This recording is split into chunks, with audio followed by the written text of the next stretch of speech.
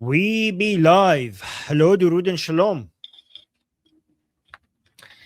Welcome back, everyone. I'm Ali Salmani, and we have a ton to get to you today.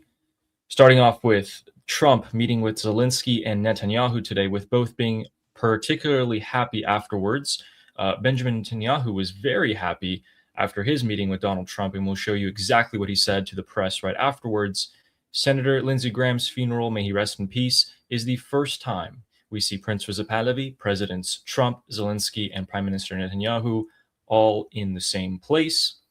Saudi Arabia is still desperately trying to protect its oil amidst attacks, while global oil demand is about to surge once again, as indicators in China have shown, and in Iran. The terrorist Islamic Republic committed a grave mistake by publicly executing 3 of our bravest and brightest, as backlash has been very intense about this event. We have exclusive direct messages from inside Iran about this event, and we will be covering the further and continued collapse of the Islamic Republic.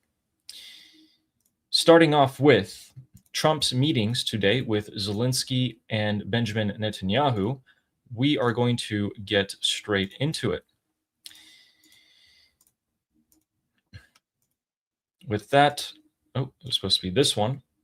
Mr. Zelensky has shown up in a, what seems to be a half suit, half military outfit. It's just a military outfit painted black with a collar there. And he has expressed pretty big joy that he has gotten licenses to produce Patriot missile interceptors.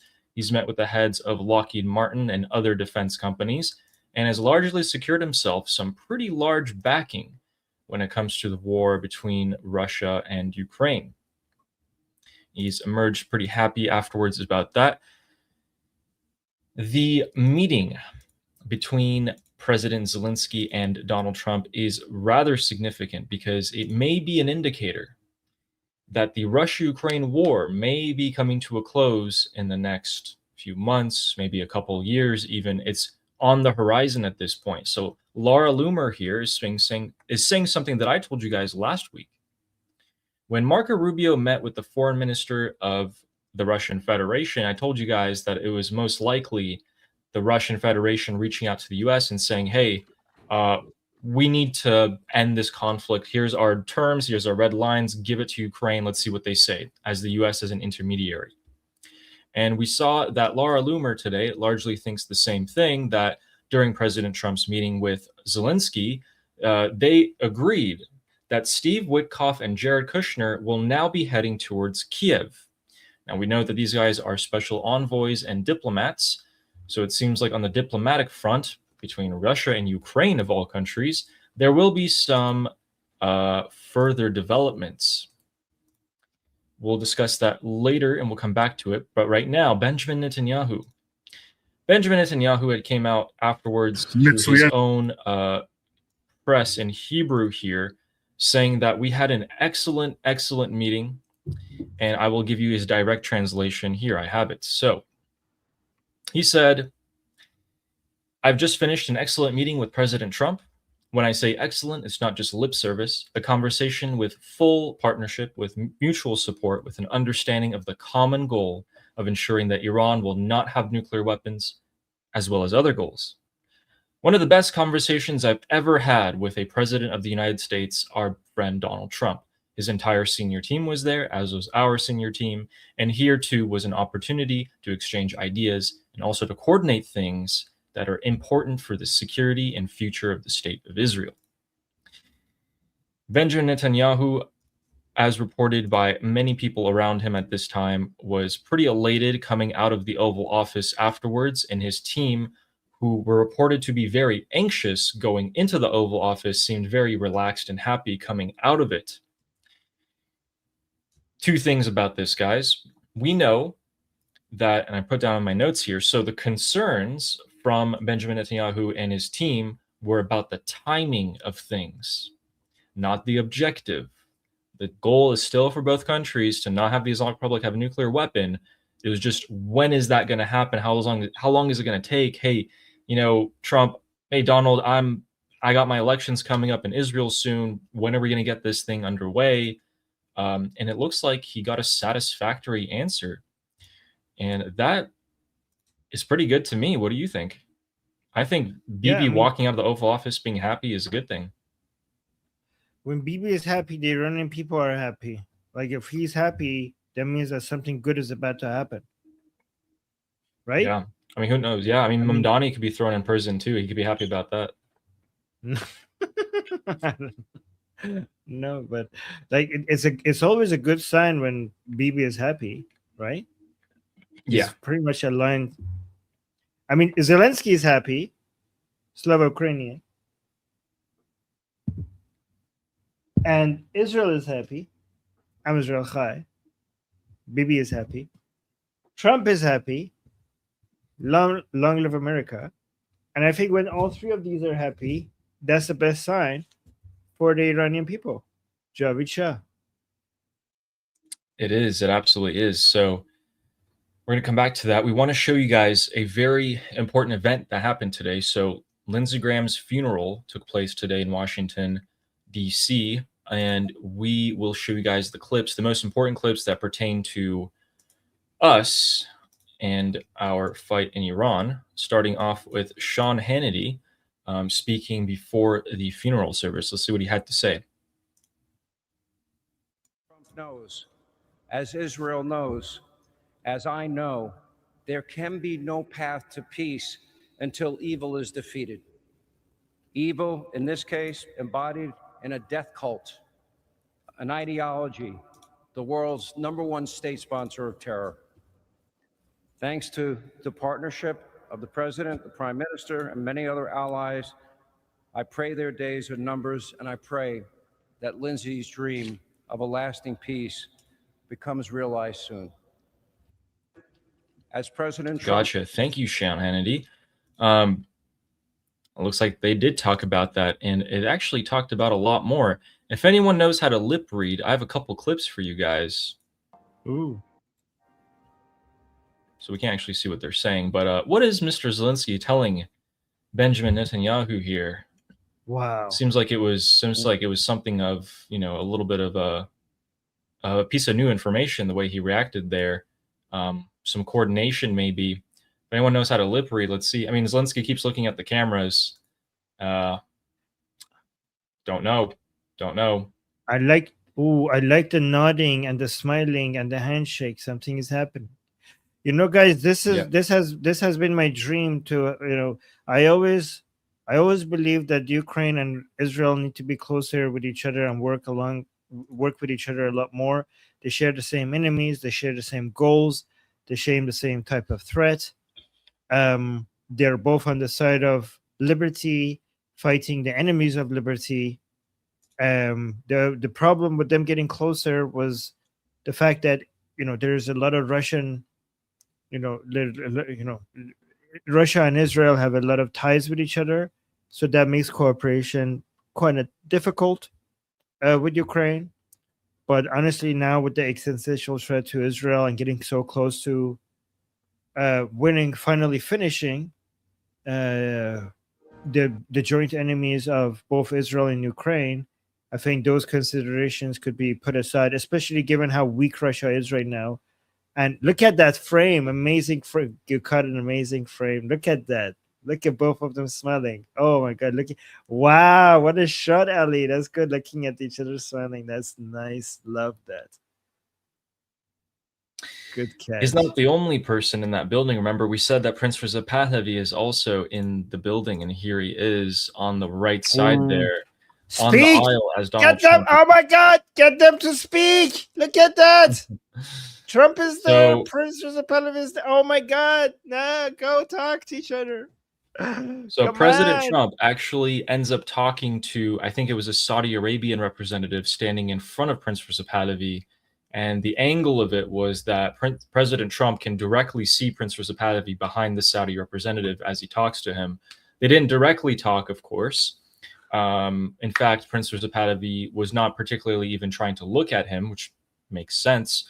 And who knows, right? I don't like to theorize too much about this, but who knows what happens after, what happens right now as we speak, that the funeral service is closing, it's over. Are people going to be meeting afterwards? I mean, I'd be surprised if they weren't. Here's the thing, guys. The only piece of information about this that I do want to give you is that this event is invite only. And with that, we can see that Benjamin Netanyahu was also speaking to Pete Hegseth here, and many people, and Marco Rubio, and it seems like a lot of people are making jokes about this already. You know, Bibi telling them, hey, you know, giving his orders to Pete Hegseth and Marco here, but we all know that's not the case. They're pretty much largely on board here. Their teams also spoke. So, we have, and ladies and gentlemen, we have some breaking news here as it popped out of absolutely nowhere. It looks like the ceasefire is completely and officially dead once again, as we now have ballistic missiles being launched from central Iran. I'll show you guys this right here. So as of 60 seconds ago, Shin has reported ballistic missiles launching from Khomein, Markazi province. Markazi means central in Farsi. Wow. I did not expect that. Vahid Online also confirming. Okay. Well, I guess we'll also keep an eye on that, ladies and gentlemen. Could U.S. strikes also follow? This must mean the Islamic Republic is already expecting something big is going to come of this.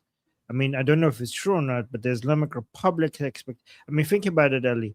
The attacks on Saudi Arabia from Iraq by the Islamic Republic forces in Iraq, the executions, and now this, to me, the Islamic Republic is basically saying, don't you do it. Don't you do it. I know what you're thinking.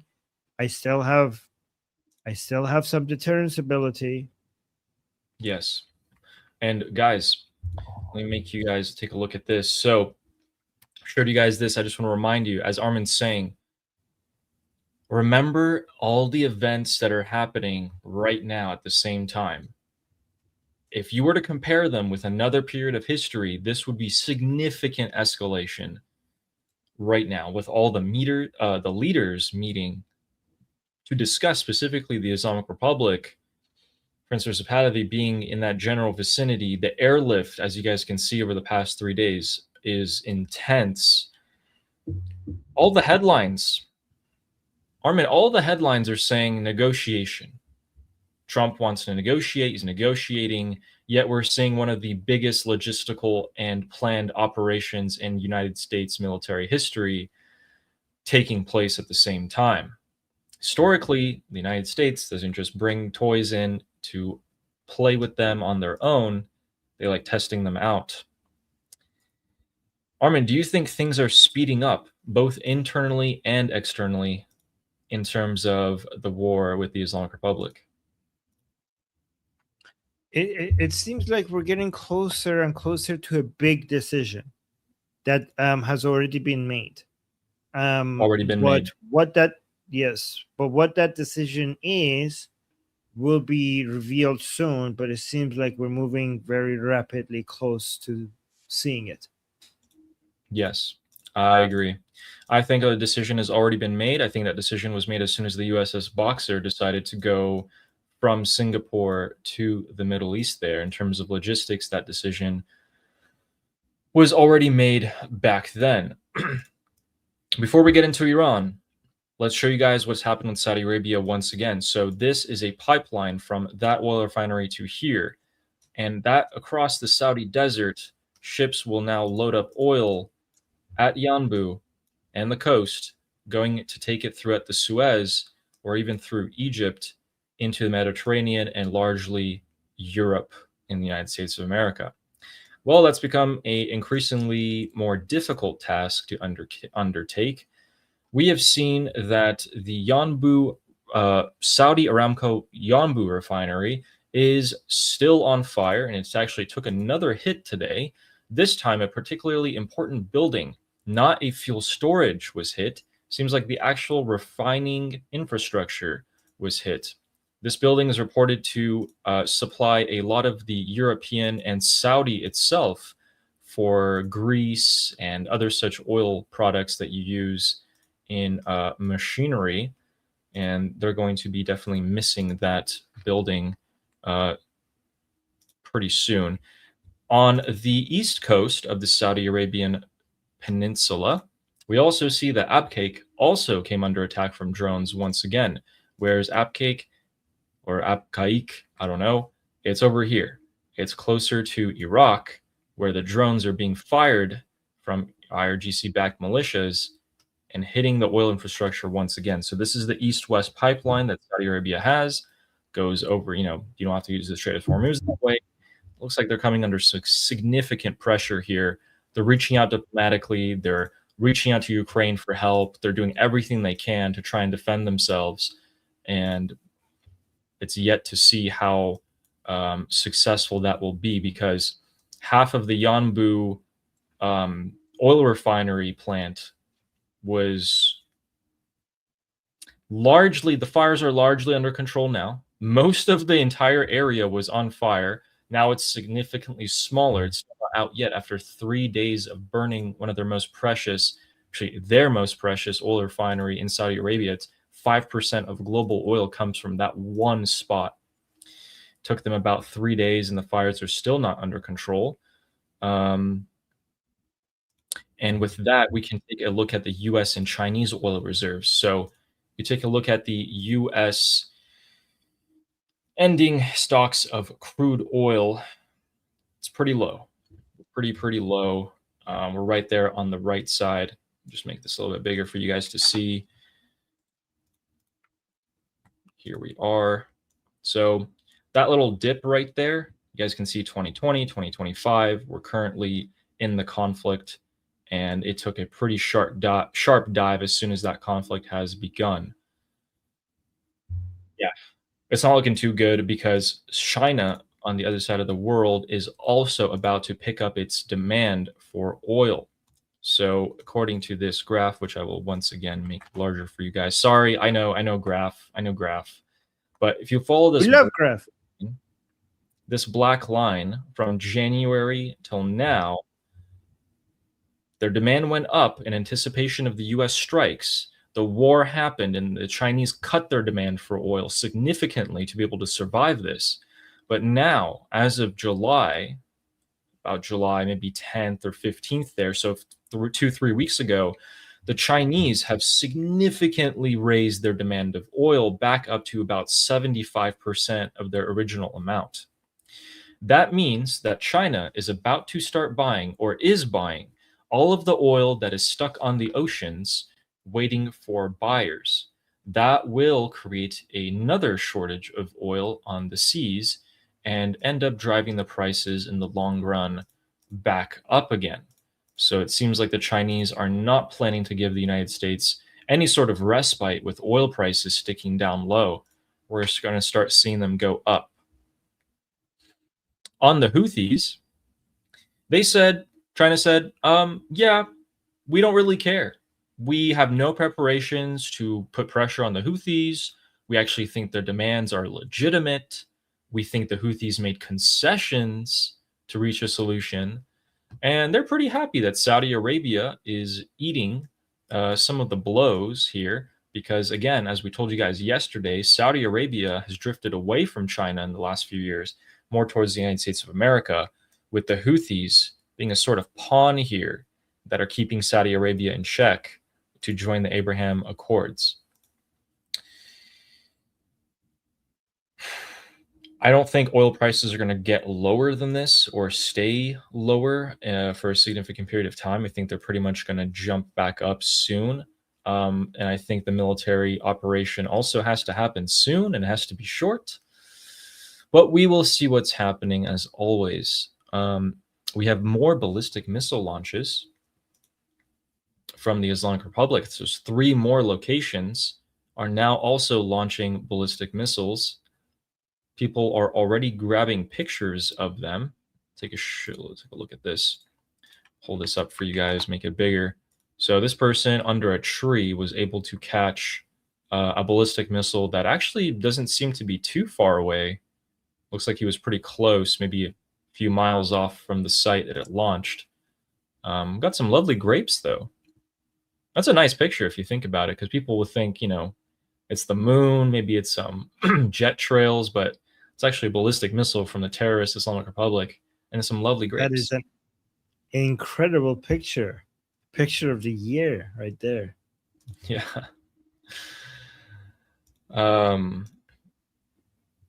So let's take a quick little let's put a little discussion about what's happening right now in Washington, D.C. between all the meetings of Israel, Ukraine, United States, and what we're about to see here.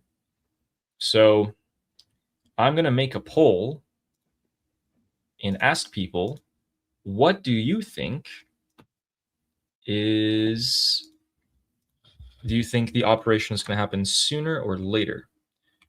Will the U.S. Armin, these meetings that you're seeing, is there anything in particular that comes to your mind when you see Bibi happy, when you see Zelensky happy,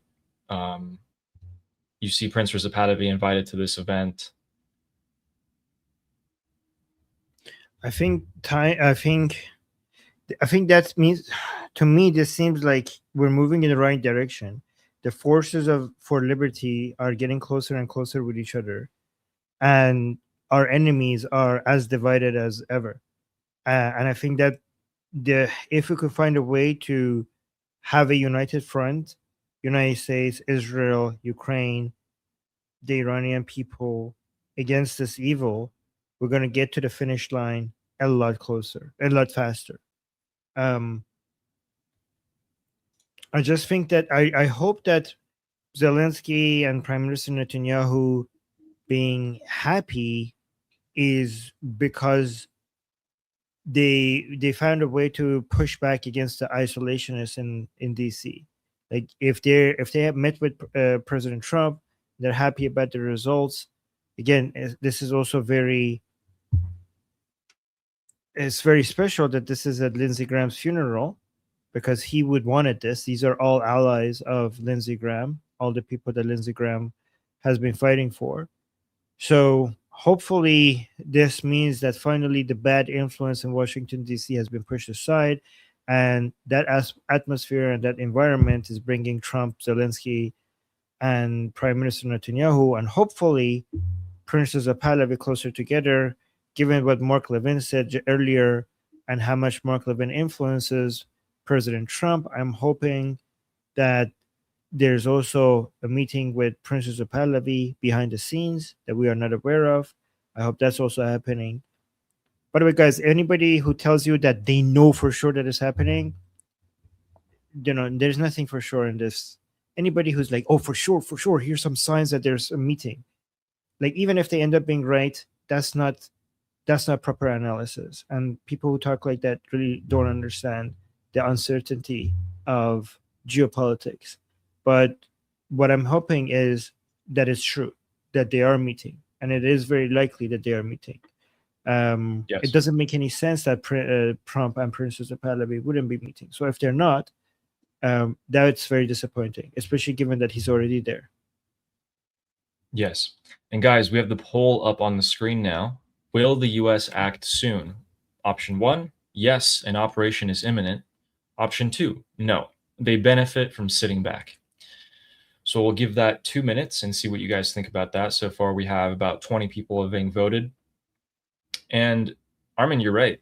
Yesterday, we saw Mark Levin talk about, and who's the other guy? I keep forgetting. Victor, forgot his other initials, but talking about Prince Reza Pahlavi being the choice. If you want to back the Iranian people, you have to go through him. And then the next day, we actually see Prince Reza Pahlavi in Washington. He announced that he was going. I caught that. So I was particularly looking out for him, and I was very happy to see him there. Again, You're right. There's no way for us to know what happens behind closed doors, but you can only hope, right? And yeah. People are saying in the chat, Victor Davis. Is that the name? Gotcha. Yeah, it seems like that's the name.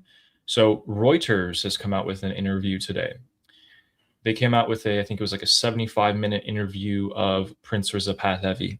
They condensed it down to 25 minutes. Reuters, shame on you. because here's what's happening once again. Mainstream media is once again attacking Prince Principality. Did they attack him during the ceasefire? No. We actually didn't hear a thing. That shows that right now, whoever is worried about Prince Principality has decided that now is an important time. We got to attack him again. Let me show you guys a clip, a question from Reuters, these two idiot journalists, and let's see what they ask Prince Principality. Why are they trying to frame him like so? So I want to ask you about your relationship with the IRGC, because this is brought up in the Mass Judy case as well. Relationship, that's a big word. Now, you've said in That pretty much sums up the entire interview, ladies and gentlemen. I mean, what a stupid question. Let's listen to that again. So I want to ask you about your relationship with the IRGC, because this is brought up in the Mass Judy case as well. Unbelievable. I want to ask you about your relationship with the IRGC because this has been brought up. And let's just see, again, the response. Relationship, that's a big word. I mean, that is a very kind response, Prince Principality. You have much more self-control than I do, I'll be honest. Are you kidding me? That's what I'm saying, right? This is the mainstream media choosing. This is an important time to attack Prince Principality. Why? Because it's a sensitive time. Was it a sensitive time during the ceasefire? No, they didn't think Prince Principality was important then. Now they do. Can I give a background? Guys, this is leftist garbage that they managed to spread. Prince Principality one time came out and mentioned that there are people from the IRGC that are defecting and communicating to him, right? Leftists went out, leftists who are more anti-Pahlavi than anti-Islamic Republic. They actually don't want the Islamic Republic to fall, even though they sometimes pretend like it. But leftist Iranians went out everywhere, said like, oh, Prince Pahlavi admitted that he's in relation, he's basically in touch and communicating with IRGC. The people who are defecting, you goddamn idiots. People who he has to keep the door open so people could join his side. But then the leftists were so successful at spreading that narrative that Princess Pahlavi and IRGC are on the same side. And everywhere Princess Pahlavi goes, they bring that up. Like, oh, you have a relationship with IRGC. He's the biggest enemy of IRGC. He's talking to the defectors, the people who are either defecting or considering defecting.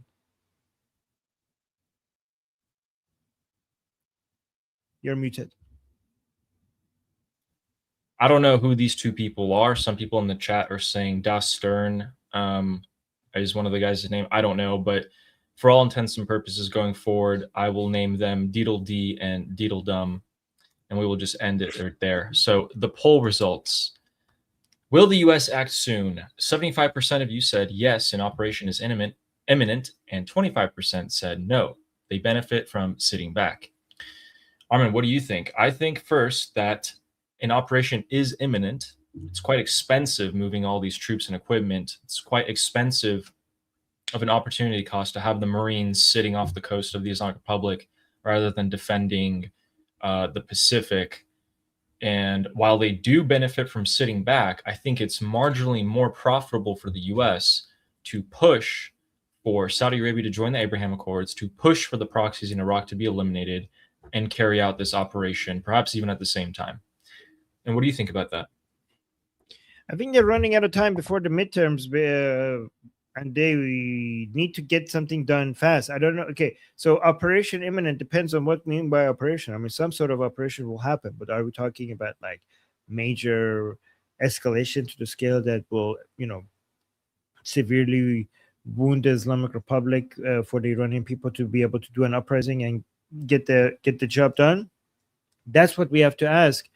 And I hope so. I don't know, but they're running out of time before the midterms, and going into the midterms, if they don't do anything like that, they need to be able to show some sort of a victory. Yeah. Yeah, I think so.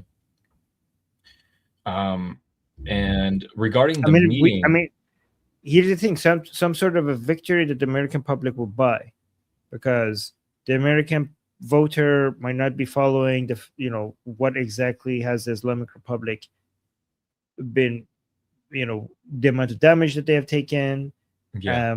what the US has been able to accomplish. All they see is that. So here's the thing: here's what the average. I mean, to be fair, they don't have the time to go and follow everything, right? But here's the average US voter will see. They said it's about the uranium. The uranium is still there. The Strait of Hormuz is still, we don't know what's happening, but it doesn't seem like it's open. Oil prices are, oil prices are down. By the way, that's interesting, right? Oil prices came back down again. Seems ships are still being escorted. Yeah, it's also probably because of the pipeline, right? It goes through Egypt, through the Suez Canal, has actually been very helpful. That's a pipeline that we haven't been paying attention to. That seems to be helping a lot. Also, it seems like the market's estimate on the Houthis' ability to close Bab el-Mandab is lower than before, based on what they're observing. There seems to be new analysis by the markets is suggesting that the opposition to the Houthis in Yemen is actually significant enough for the Houthis to not become a long-term threat. I'm not saying they're right or wrong, but this is what the markets are taking into account in their numbers. And all of that combined, that's probably the reason behind the recent drop in oil prices, which is good for the midterms.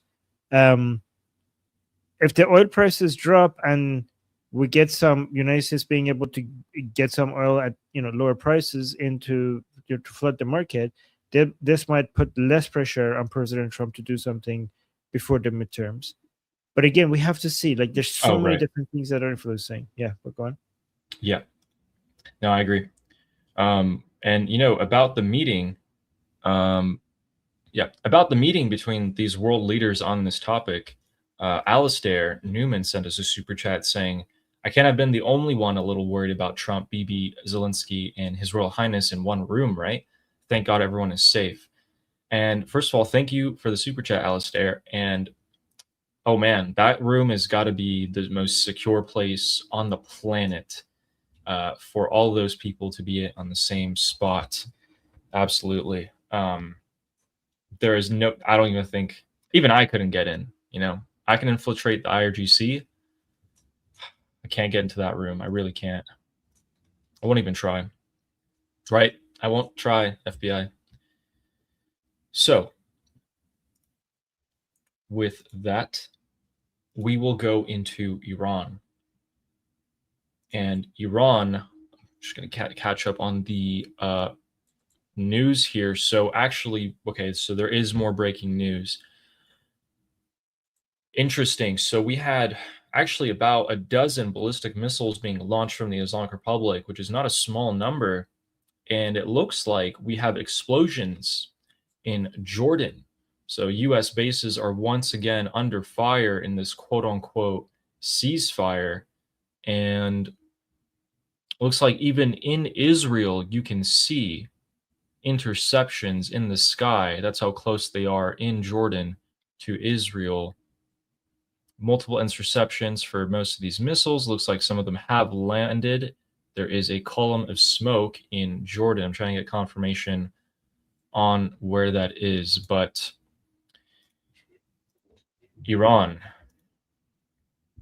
So let's take a look at the oil situation as we were talking about earlier. Let's go down to Karg Island first, and we can see that ships have yet again chosen to moor off of the island. Why do they do this? Because Karg Island has limited capacity. These are floating storages, which buys the Islamic Republic time for their oil production to not quite literally explode from within. I want to make sure you guys get updated on that, as well as Saeed Qaseinajad, who this time is not talking about oil. He is going to be talking about something that we've talked about. This is confirmation that you guys are watching the correct show here about Iran. Sayegh has said, over the past few months, the United States has made a massive investment in Ghalibaf. From sidelining his rivals and protecting him from elimination by Israel to ignoring opponents of the Islamic Republic and praising him, dispatching senior American officials to solidify his position as the country's de facto leader and offering a generous MOU. All these actions were undertaken in the hope that consolidating Ghalibaf's power would yield the desired outcomes for Washington. But this investment has borne no fruit. Ghalibaf has failed to meet Washington's expectations, and the time has come to move past Ghalibaf. I agree. Wow. How long have we been saying this, by the way? Forever, since the beginning Forever. of this. Since forever, pretty much. And that's great. That's great to see that Sayegh, the right-hand man of Crown Prince Reza Pahlavi, not only sees that but understands it and has called the time for this to pass. That's great. We like to see that. This is why I've said that taking out Ghalibaf is the highest priority. I know so many people have Ejei as their highest priority to take out. Some people have Radon as their highest priority. My highest priority is Ghalibaf, because he goes, most of everything else will come crumbling down. Correct. With that out of the way, we have more Islamic Republic media to go through to show you guys the dissent in the discourse within. But with the biggest piece of news coming out for the Iranian people, we will be going to the city of Isfahan in central Iran, one of the oldest cities on the planet. And we will be taking a look at what happened last night. Last night, ladies and gentlemen, there were public executions. If you didn't hear about it, it's because international organizations, human rights advocates, and leaders around the world don't care at all. Here's what it looked like on the street. What ended up happening was, as we showed you guys right before our stream ended, we were actually covering the beginning of it. They constructed some scaffolding, they brought in some cranes, and they were going to hang 3 young men, our best, our brightest, and our bravest, who were arrested in the January 8th and 9th uprising. What we can see here in this video is right before things are about to happen.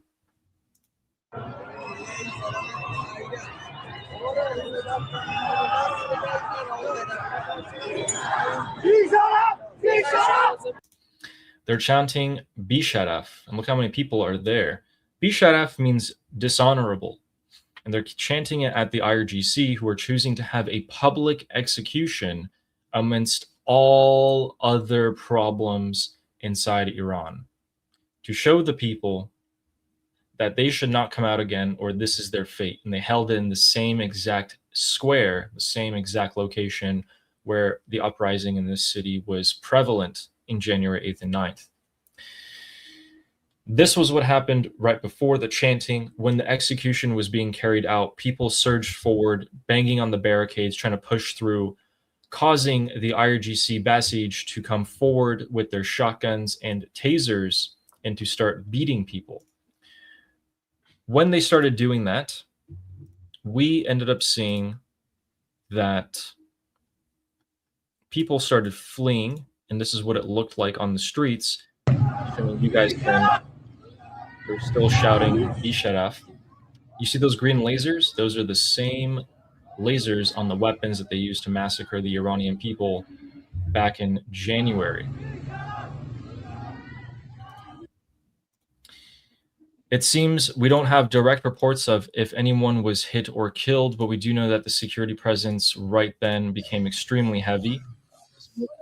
Passage and IRGC poured out onto the streets with their weapons and did fire into crowds. We don't have the numbers on who was hit, how they were hit, or what happened there afterwards. We do know that multiple clashes, multiple arrests did happen, and that the people are extremely, extremely angry at this. The security presence, as you guys can see in this video, occurred well into the next day, which was today and tonight. indicating the severe fear of the Islamic Republic that that public execution might be the trigger for another uprising. Armin, you told us yesterday why you think that they did this publicly. Why wouldn't they just do it privately? Why publicly? This is not just an execution, and it's not just torture. It's a show. It's a show not for the anti-regime Iranians to cause fear in them, because the regime knows that this causes more anger than fear. So there is no point in trying to cause fear, because this has backfired on them every time. So it's not a show for the anti-regime Iranian people. This is a show for their base of support. They need to make a spectacle out of this. So because the Islamic Republic has three threats, and one threat is bigger than the other ones, and it fears it the most. One is the external pressure from US and Israel. Two is the uprising of the Iranian people against the regime. Three, and the most terrifying one to the Islamic Republic, is them losing their base of support, the people who already support them. It thinks that it could handle US and Israel. It will hurt, but it will not topple them. It thinks that it could handle Iranian people's uprising. It will hurt, but it could shoot them, and they will have to go home after they shoot them. What it knows it can't handle is losing its last remaining base of support. So that is its greatest fear. Even though the number one and number two, the American and Israeli attacks and the uprising of the Iranian people, the reason why they are dangerous is because they lead to number three. It leads to the Islamic Republic losing its base of support. That's the Achilles heel. That's their kryptonite. So what are the four things that makes the Islamic Republic, the base of support of the Islamic Republic, lose faith in the regime? There are four. Lack of enforcement of hijab laws, number one. Not a meaningful response to Israelis, not a meaningful response to the Americans. So that's 2 and 3. Not a meaningful response to the Americans.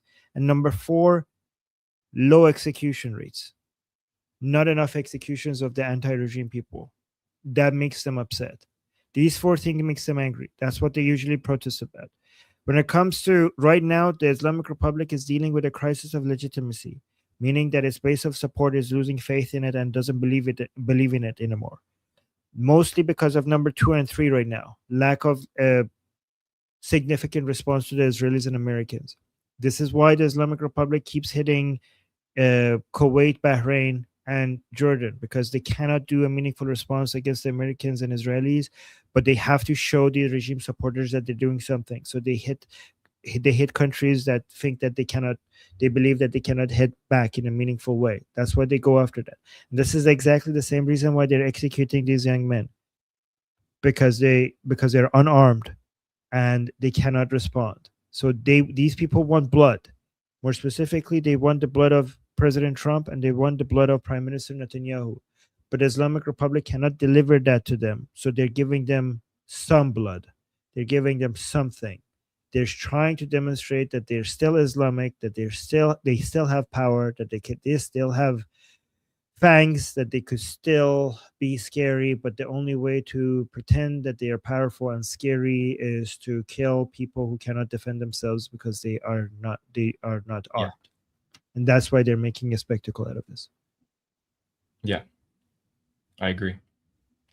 And we have a super chat about that from Sarah Ocean saying, "We owe it to our fallen heroes and grandmothers shot on January 8th and 9th while shielding young people."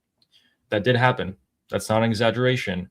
There was an old lady on video on January 8th and 9th saying, people asking her, "Why are you here?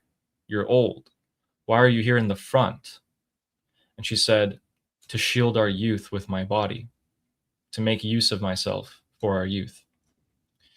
We will never forget, says Sarah. Thank you so much for that super chat. Absolutely. Thank you so much. And let's take a look to see. We will be giving you guys alligrams a little earlier today in the stream. I know you guys want to see what the IRGC supporters say about this.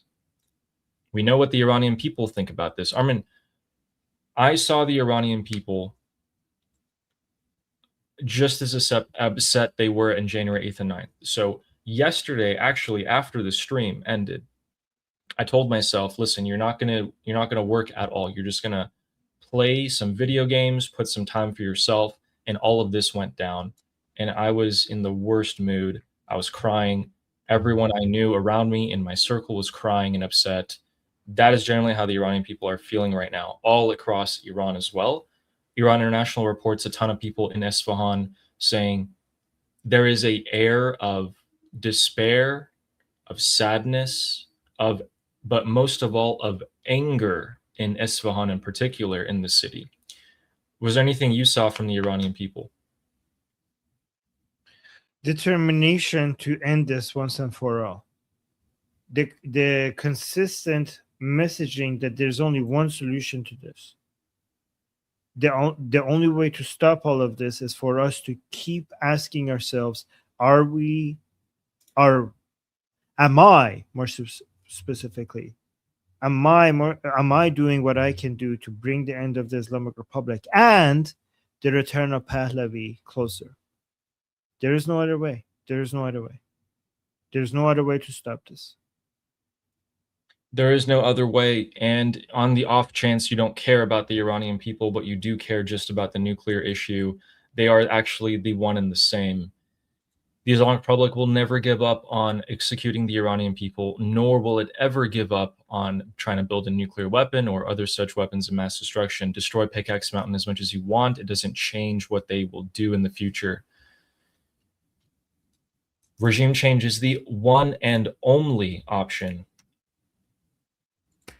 Moving on from that and into the Allygrams section. Allygrams is where I go into the IRGC group chats, particularly farce news, inside the Islamic Republic. We take a look at what the IRGC supporters are saying, and we will take a look at what they said about the public executions that happened last night, with the first one being from this person. The IRGC supporters are quite flabbergasted at why the Islamic Republic has chosen to put a public execution, with this one saying, in this country executions, and in public, for who are they working? Like whose hands are they working for? Tomorrow, these executions are going to be the excuse for America to land its missiles on each and every one of you murderers. What have you done to these people who have no other want but to be safe from a foreign attack?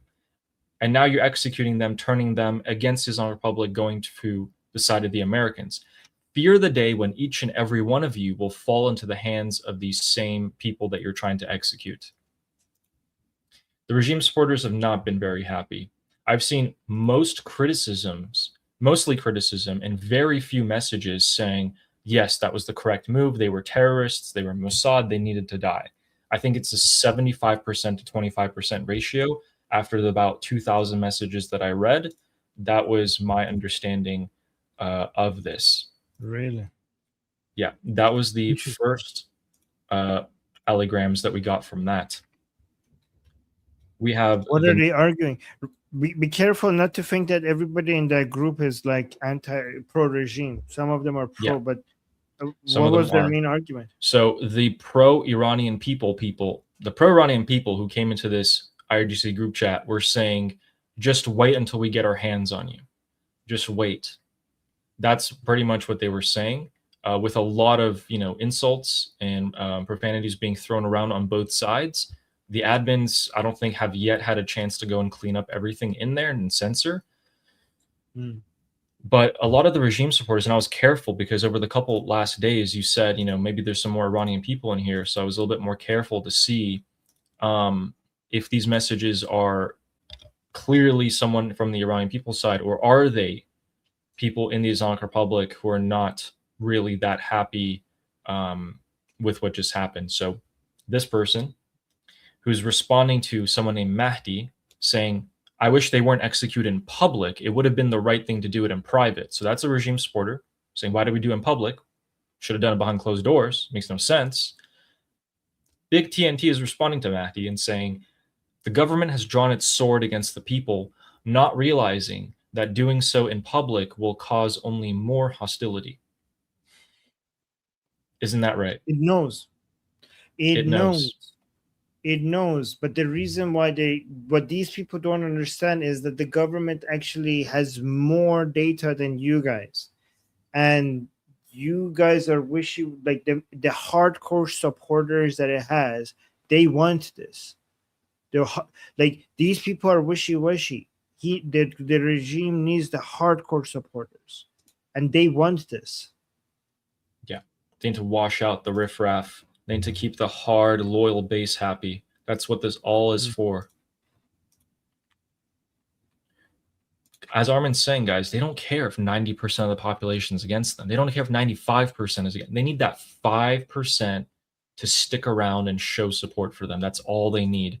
Publicly executing people, if it pisses off 90% of the Iranian population and satisfies the other 5%, they will do it. That's how you need to look at it. Again, these supporters are not very smart, right? So they don't exactly realize this, but the heads of the Islamic Republic are unfortunately smart people, and they do realize it. Our next one is from a more anonymous figure in the group chat saying, in this economic crisis and war, the Islamic Republic made the biggest mistake, which was this execution in front of the people. I'm not sure why they... Here, we'll put it back in Farsi here for you guys.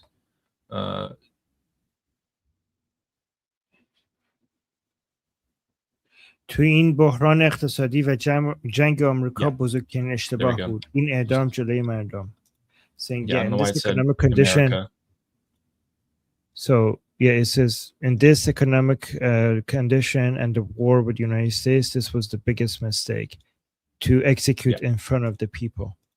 Oh, right, sorry. This might spark,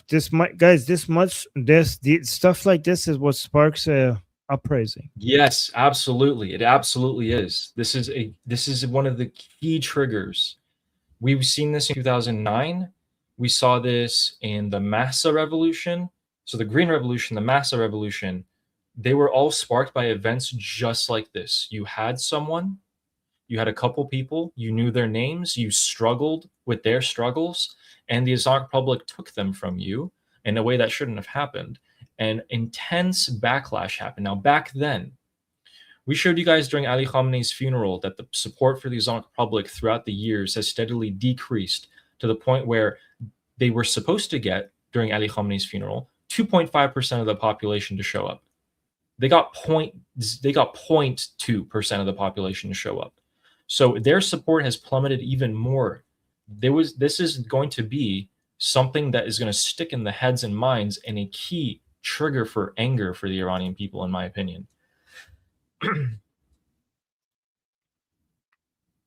The next message is from VH saying, pray that America will not invade the land, because if they do, if the Americans invade, don't call for us to go fight for you or hold weapons. If you give us weapons, none of your weapons are going to reach your own people. I think in Farsi it's going to be a lot better. What this person is saying essentially is that if the Americans invade from this act that you guys did, the executions, America comes in and the weapons that you gave, your Islamic Republic supporters, which is this guy, I'm not going to use them to fight the Americans. I'm not going to do it. You can't execute us like this unfairly and expect us to fight for you. So I particularly liked that message very much. We've seen one more like this. I think in thousands of messages, I've only seen one more like this. And we have our next one here. This one is saying, Armin, do you remember Majid Reza Rahnavard?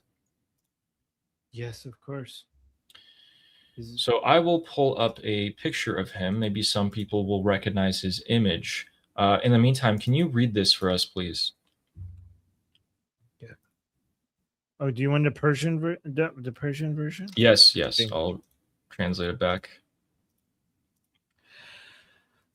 از اعدام مجید رضا رهنورد در ملأ عام عبرت نگرفتین، کفتارای پی گور خودتون رو کندین، آسیاب به نوبت. So Majid Reza Rahnavard is a huge hero of ours.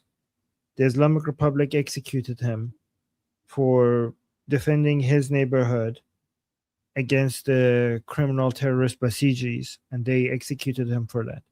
He had a lion and sun tattoo on his hand, and they burned and or broke his hand for it before they executed him. Right Yes. before his execution, they asked him on camera if he has something to say before they execute him, and they published that, and he said, "After I die, don't cry for me, and don't play the Quran for me. Don't read the Quran for me. Just sing and dance and Be happy. show joy. Be happy." And that went viral. And this is Majid Reza Rahnavard is the reason why it's now tradition in Iran for funerals to be filled with happy song and dancing. His Yes. last statement made an entire country now have a new tradition where when we are burying our Javidnams, we don't read the Quran, we don't cry, we sing and dance, and we play happy music.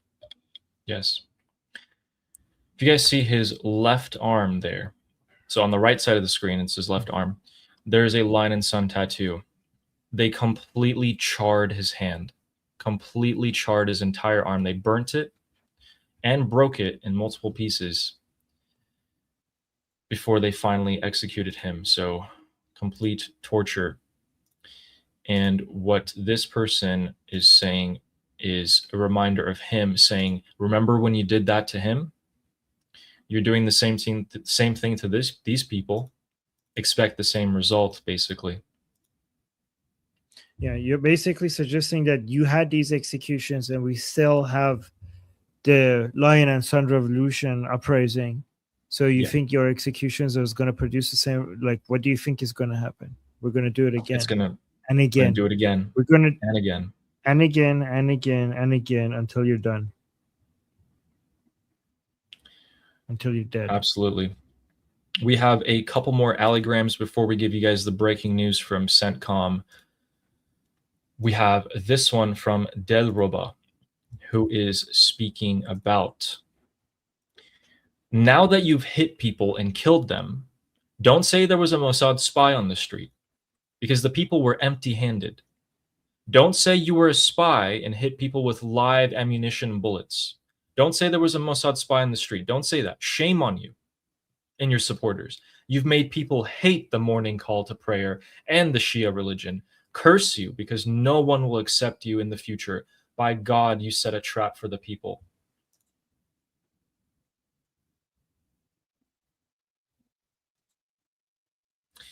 They've turned millions and millions of Iranians against Islam by doing these very actions. And we're reaching a boiling point. The more and more they do this, the more people in Iran are angry, the more they want them out. And this can be a potential trigger for another uprising here. Or events like this can be triggers for that. Our next one is from this person, B, saying, no one can make us hate Islam like you. You can laugh and say that this land has always taken its rights or as a revenge from foreigners. I'll put this back in Farsi because the translation's actually a bit off. I remembered this one. So this person's saying, you guys have caused us to hate Islam more than anything else. And if you remember history, the land of Iran has always exacted revenge against foreigners, which are you guys, the Islamic Republic.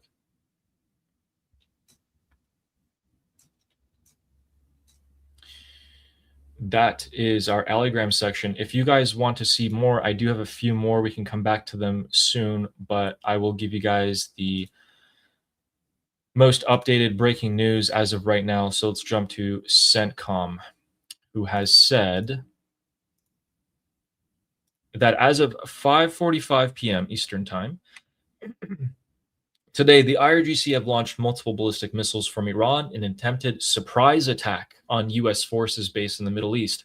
All Iranian missiles were successfully intercepted. U.S. forces remain vigilant and at a high state of readiness.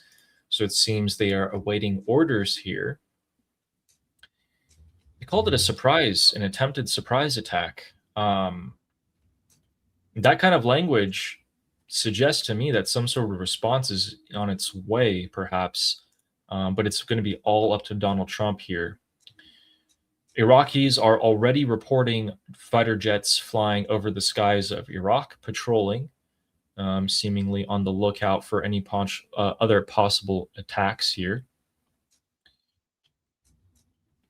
And an American source has told I-24 News that this is a major attack and we will respond. Now, we will respond can mean today, tomorrow, the day afterwards. We'll see when they respond. It could be right now. I don't know. Armin, were you surprised at this? You know, CENTCOM's calling it a surprise attack. We predicted this way ahead of time. I don't think anybody was surprised. I'm not really surprised.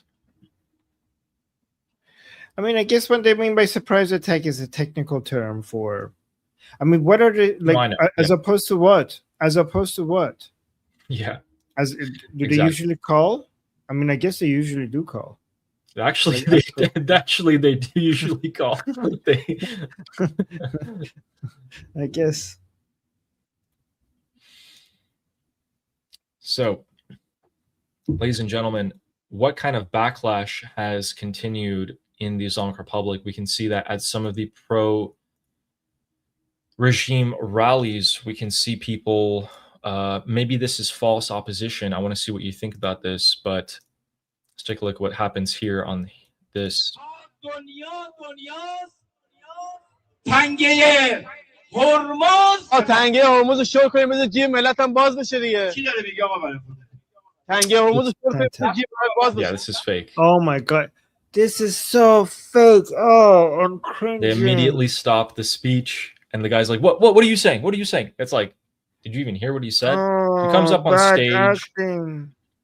Comes up on stage, no, they give him a so microphone, cringe.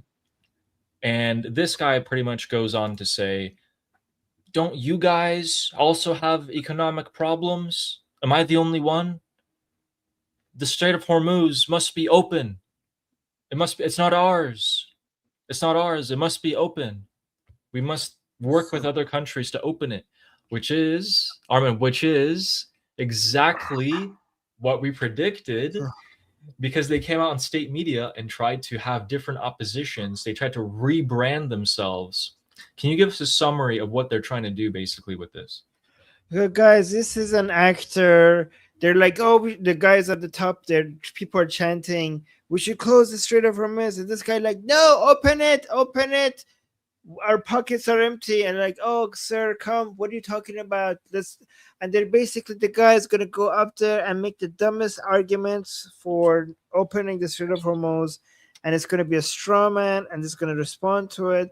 And it's just such bad acting. And it's just so obviously like fake. But you know what's worse, Ali? Oh my God. Do you know what's worse?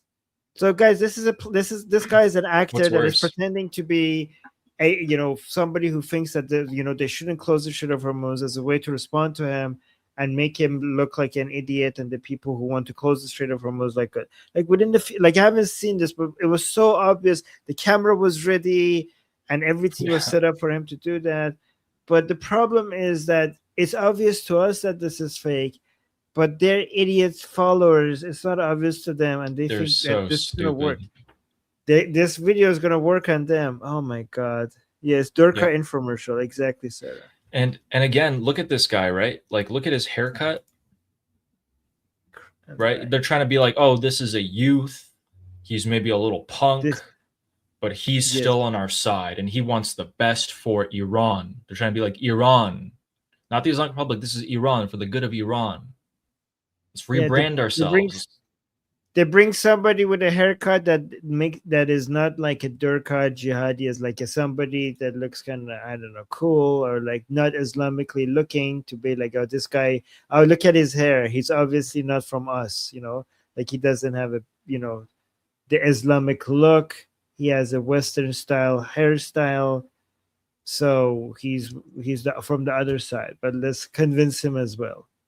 Ew! Oh my god! I don't want to watch this. It's so gross. This makes me cringe. But anyway, And then by the end, look at them. By the end, they're laughing together, holding hands for some weird ass reason. I don't know why they're holding hands there. Good job, Grandpa. You made the foolish youth understand their wrong ways, and now he sees it your way. How long? It took you a few seconds, huh? It took him 2 minutes to convince this guy from being angry about his economic problems to holding hands and basically making out on stage. Yeah. To be like, yeah, 2 minutes, the guy was like worried about the economic conditions, and now he's not anymore. Good job. Good job, Grandpa. Foolish youth. Don't understand anything. Oh my god. Okay. So guys, we will go back to the explosions in just a second here. We have some updates, but let's look at this as well. This is coming out. These are more posters and banners being put up. This one, I believe, if my note was correct, I actually can't take a look at it right now because it's full screen. I think it was against IRGC. Actually, yeah, this name's, yeah, okay. This is against IRGC. So Armin, what does this say? If you're able to read it, and it's kind of hard to read actually. IRGC ما دیگه از دست جنگ خسته شدیم. به حرف وحیدی گوش نده. Hold on. No, it's good. It's fine. فقط صدای مردم رو گوش کن. This is fake. Yeah. This is fake. These are all guys, controlled opposition. Oh, this is the Islamic Republic now doing graffiti as if it's opposition, as if this is what the opposition was. Like this is a Ghalibaf. This is a Ghalibaf campaign against Vahidi for sure. For sure. So exactly what they're doing is they're trying to rebrand themselves to Iran, and they're going to use the Iranian people. When they mean people, they mean their own regime supporters and call them the Iranian people. This is what they're trying to do. When they say listen to the Iranian people, they mean listen to the rest of the Islamic regime supporters. They're trying to rebrand themselves, pin the blame on certain people. So the sign says, hey, IRGC, we're so tired of war. Don't listen to Vahidi. Don't listen to Vahidi. Only listen to the people of Iran. Mother Tucker, listen to the people of Iran. The people of Iran want to cut IRGC into small little pieces. What the hell are you talking about? Listen. So this is a Ghalibaf funded campaign against Vahidi. That's what it is. And Ali, why are these government? I don't understand this part. Why are they, instead of writing stuff on the wall, they have these parchment, like they have this plastic stuff that they write it on, and they stick like. Why is it that our graffitis are, yeah? Why is it that our graffiti is just somebody in the middle of the night writing something on the wall, but their graffitis is something that is look like somebody wrote on a wall, but it's actually on a piece of plastic that they stick on a wall? Like, who does that? Yeah. Like this is an ad. This is an anti-Vahidi pro-Ghalibaf ad that is meant to look like it's organic and natural. Yeah. Looks like they're hiring some new people for their PR teams here because it's getting a little bit trickier for the regular person to distinguish what's real and what's fake. Look at, they're stealing everything from us. They're like, they took the lion from us. They took John Fado from us. Now, guys, like, look at this. The Iranian people go write graffitis on walls against the Islamic Republic. The Islamic Republic is now doing its own graffiti, making it seem like it's organic. Everything we do against the regime, they take it. Is it called co-opting? Is that the word? I don't know if that's the stealing. Yeah. Straight up stealing. They take it and they basically they try to make it their own thing. Pretty much. And then I want to get your thoughts on this as well. So guys, again, these two last things we'll mention. Yeah, go on. Ali is saying woman life freedom got hijacked too. Yeah, this is why the Iranian people don't say woman life freedom anymore, because the Islamic Republic took that from us as well. This is why the Iranian people support Pahlavi. Because they know the only thing that these mother tuckers can't take away from us is Pahlavi. Because everything, guys, this is the main reason why, one of the main reasons why the Iranian people support Pahlavi. Because everything else could be turned into Islamic Republic's own version. Everything, almost everything else except Pahlavi. Because everything else that the Islamic Republic takes from us is used and against Pahlavi. So it doesn't make sense to take Pahlavi from us, because that's what they're trying to use the stuff that they steal from us against. Pahlavi is the one way we know that we're on the right side. Everything else has an Islamic Republic version of it. And if it doesn't, it will soon have one. Except Pahlavi. Correct. So we want to show you guys that to see, for you guys to see just how tricky and sneaky these people can get, and just how much there really is that one option of Prince Reza Pahlavi, the best option. I have another clip for you guys. Armin, I want to see what you thought about this one. It's a burning clip. Let me.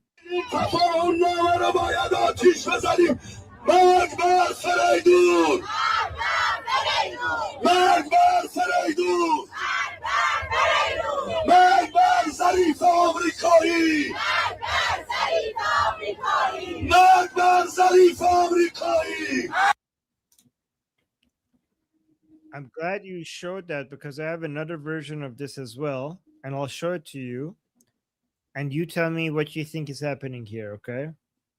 Okay. Here. Oh no, I wanted to learn from you, and I'm gonna have to get put on the spot. Okay, let's do it. Let's see. Okay, look at this. I'll show it to you. So those were Zarif. Okay, let me actually bring the bingo boom boom sheet chart as well. So for people who know who these people are, right? So let me play this. You tell me what you think is happening here. So,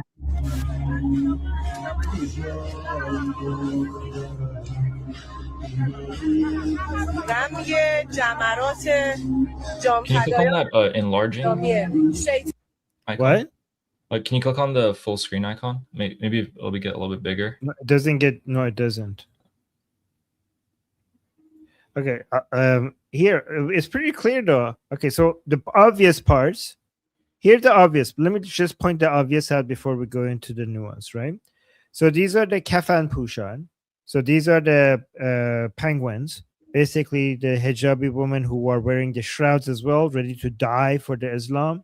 That's why they're wearing the shrouds. That's why they look like penguins. They're here. These are the people who are protesting against the Islamic Republic because they're signing the MOU, negotiating with the Americans, not aggressively responding to the Israelis and Americans. That's why they wear the shrouds. They're reminding the Islamic Republic that they're ready to die for their cause if they don't go full aggressive mode, jihadi mode against the Americans and Israelis, right? So they're stoning the flag of United States, the flag of Israel, the flag of UK. Then there are pictures of Netanyahu and President Trump here. However, there's also 3 pictures over here. Okay, so these pictures from the top: Zarif, Rouhani, and Khatami. And it's interesting that they picked pictures of Rouhani and Khatami in their non-mullah clothes, right? Because they want to expose them, right? So they're stoning, guys. This is in Iran. These people are stoning the flags of U.S., Israel, and the UK, and President Trump and Prime Minister Netanyahu. But these 3 people are more important than they're stoning this. Zarif is these people are alive and inside Iran, and still technically part of the Islamic Republic, even though they have been sidelined. Zarif is the former foreign minister of the Islamic Republic. Rouhani is the former president of the Islamic Republic. Khatami is also a former president of the Islamic Republic, right? So financier. they are. So they're being stoned because they're considered to be reformers, right? And reformers to these people, these are Zionist agents inside the Islamic Republic. These are the people responsible for the Islamic Republic becoming less Islamic and becoming more American and Israelis and away from the path of the supreme leader, betraying the supreme leader, stealing the regime in favor of the Zionists, right? So that's why they're stoning them. But these are the obvious parts. Okay, everything I told you is the obvious parts. What is the more nuanced take here? Okay, I just need to know who do these like wannabes of the Ku Klux Klan, who do they follow in particular? I mean, they claim to follow Mujtaba and the supreme leader and Islam and the ideals of the Islamic Revolution, right? But what we know about them is that their views are, even though they don't mention it and they don't care about it, the name, but their views are more in line with the Paidari camp, right? They're anti-negotiation, anti-MOU, pro-max, anti-regime, like again, these people are angry with the regime because it's not enforcing hijab laws, because it's not getting the revenge for killing Ali Khamenei. It's not Islamic enough. Why are we a republic? Okay, so given all of that, what is the more nuanced take here? More nuanced than what we said. I mean, I would almost say that the blame is being pinned on those people, and then Ghalibaf is allowed to rebrand himself as a result of the blame going on other people. Oh, thank you. Thank you. There we go. Sweet. Perfect. That's fantastic. This is a prediction coming true. I told you I told everybody here a couple of months ago that one effective strategy of Ghalibaf is to start getting these Durka jihadi people to focus more on these traditional people that they get angry over, rather than the people who are missing here are Ghalibaf, Arakchi, and Pezeshkian. Instead of Ghalibaf, Arakchi, and Pezeshkian, you have Zarif, Rouhani, and Khatami. This is Ghalibaf somehow managing to redirect the anger towards the traditional people that these people get angry over, instead of their camp right now that is negotiating. Just blame these other people. So there are two things that Ghalibaf needs to do to survive this, to survive the wrath of the pro-regime people, is one, anybody who's getting really butthurt over the Islamic Republic not just doing anything meaningful against Americans and Israelis, blame these Zionist agents, try to focus on blaming them. Even if you're blaming Ghalibaf, share some of the blame with IRGC and these people, so Ghalibaf is not getting crushed under the entire weight of the anger. Also, do another thing that maybe you're going to see at some point is more enforcement of hijab laws to get these people's angers more directed over, as they describe it, women being naked. And by naked, they mean that they're showing their hair. So go back to being angry over hijab, and this way Ghalibaf will get less attention. Exactly. Which is interesting. Yeah, go on. Say it, and then I'll say. No, you go ahead, because this is going to add a more complicated additional. So guys, you see those pictures on the right? Those are past presidents and people in power at previous administrations. They're blaming the previous administrations for the problems of today, even though Ghalibaf's the one in power right now. This is most definitely a Ghalibaf-led operation here to spread the blame amongst other people, allow him a chance to start pointing the finger down the line at other people, rebrand, say, we're a new and better Islamic Republic. We listen to the people. Again, these people who are throwing rocks at some pictures on the ground, standing in a circle, are way too stupid to realize what's happening. And I mean, way too stupid. But it serves a purpose for them very well. What were you going to say? So Raifipur managed to, even though we saw this coming months ago. Raifipur is now calling it out. Look at this. So Raifipur is the most influential person. I mean, it has crappy music. I don't know if you want to hear this. Raifipur is the most influential non-government, pro-regime, anti-Paidari camp type kind of people, right? Here in this video, فرقی نمیکنه از نظر من عراق چی بره مذاکره یا قالیباف هیچ فرقی نداره اون آمریکاست یک ماه بعد از شهادت آقا هیچ اصلاح We won't get copyrighted for that? huh? Are you sure we won't get copyrighted for that music? Mine didn't get copyrighted. Okay, cool. I mean, even if we do, we could just then click a button and it will silence the music after, really shortly after. Yeah. جز اینه مگه همین آقای حدادیان مداح نیومد یه ظریف نامی نمیشه مقاله نمیشه من گفت 3 روز بهت وقت میدم مگه نمیام سراغت درست یا نه هیچ اصلاح طلبی جیگر نمیگه جرئت نمیکنه اما خب آقای قالیباف که رسولگرا بود پسر همین آقای حدادیان شروع کرد آهنگ خوندن سردار قالیباف خدا قوت سردار قالیباف خدا قوت So let me tell you what's happening. Raifipur, which is a very big deal within Iran, like he has the highest amount of followers when it comes to Durkha jihadi crazy people. This one man, remember I mentioned to you guys, if you've been following me, I've been making content about this guy on my Persian channel for years. This is the Kung Fu Panda guy, right? With the conspiracy theory that Kung Fu Panda is a Zionist conspiracy. Like, I'm not kidding. Like, the actual cartoon Kung Fu Panda is a Zionist conspiracy against the Mahdi. Like, he goes over. Wait. The guy who voiced Kung Fu Panda in Farsi? No. Oh, okay. No, the Kung Fu Panda, the cartoon Kung Fu Panda is a Zionist. It's a Zionist plan. This guy believes. Okay, again, I have done many shows against him, making fun of him.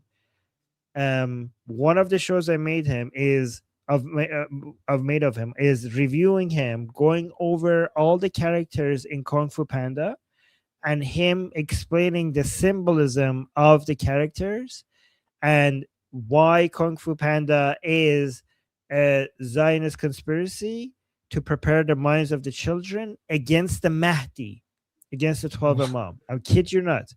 It was very elaborate, right? So, but let me actually tell you why that's smart, because it paid off. Because here's the thing. Here's the smart thing about dumb conspiracy theories, Ellie. And a lot of people are not going to explain this to you, okay? Dumb conspiracy theory filters out the people who are skeptical. You don't want those people. If you keep putting out conspiracy theory after conspiracy theory after conspiracy theory, the crazier it is, the more you're going to filter out the people that are somewhat smart, just a little bit smart. You know the Nigerian prince scam? Yeah. That you think, like, who would fall for this? This is stupid. I could make a smarter scam that will be more believable, right? But that's not what you're getting if you're thinking that. It's supposed to be dumb because you want to filter out at the beginning all the people that are even a little bit intelligent.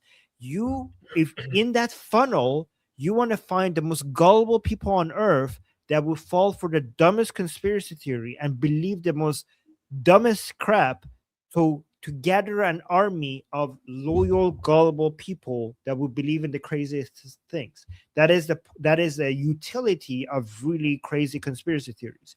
And this man has been doing that for years, and he has built a cult following that has a lot of power, that believe whatever this man says. And now it's being very effective, because I think because of his cult following within Iran, his price is higher than other people. So if Ghalibaf, for example, Ghalibaf right now managed to get Jalili to bend the knee and change his tune, Sabiti also, Mir Bagheri also. But Raifipur, in this video, you heard him say that the reformers, they wouldn't dare come and do what Ghalibaf is doing right now, to negotiate with the Zionists and the Americans right now. So right? he's separate. he's saying basically he's separating Rouhani, Zarif, and Khatami as cowards, as if he's attacking them, but he's kind of saving them from the blame, kind of suggesting that Ghalibaf deserves the blame, and then pointing out this religious vocalist coming out and defending him and calling it out as wrong. So Raifipur is still aggressively against Ghalibaf, and it's because he's more powerful because of the following that he has, and I just think that he has a higher price. Yeah. Did you see how we went from Kung Fu Panda to to Ghalibaf being able to find a way to get the most powerful Islamic influencer that is not part of the regime on his side, like, you know. So yes. So what you're saying, so I can explain it really simply, is just basically that Ghalibaf has reached out to all corners, influencers, and politicians inside the Islamic Republic, just the Islamic Republic supporters. Reached out to all those people, and he's getting them all to say a specific piece of the puzzle, so that if you're an Islamic Republic supporter and you listen to all of these people, you are hearing something about Ghalibaf that's positive, that's helping him. That's what's happening. So Ghalibaf is building himself he's quite literally building an image of himself, and he's separating himself from some other people. Is that right? Yeah. Gotcha.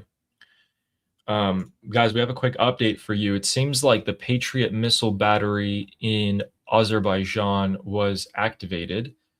We're not exactly sure what that means, if Azerbaijan was targeted or if it was, even Armenia. We're not really sure here.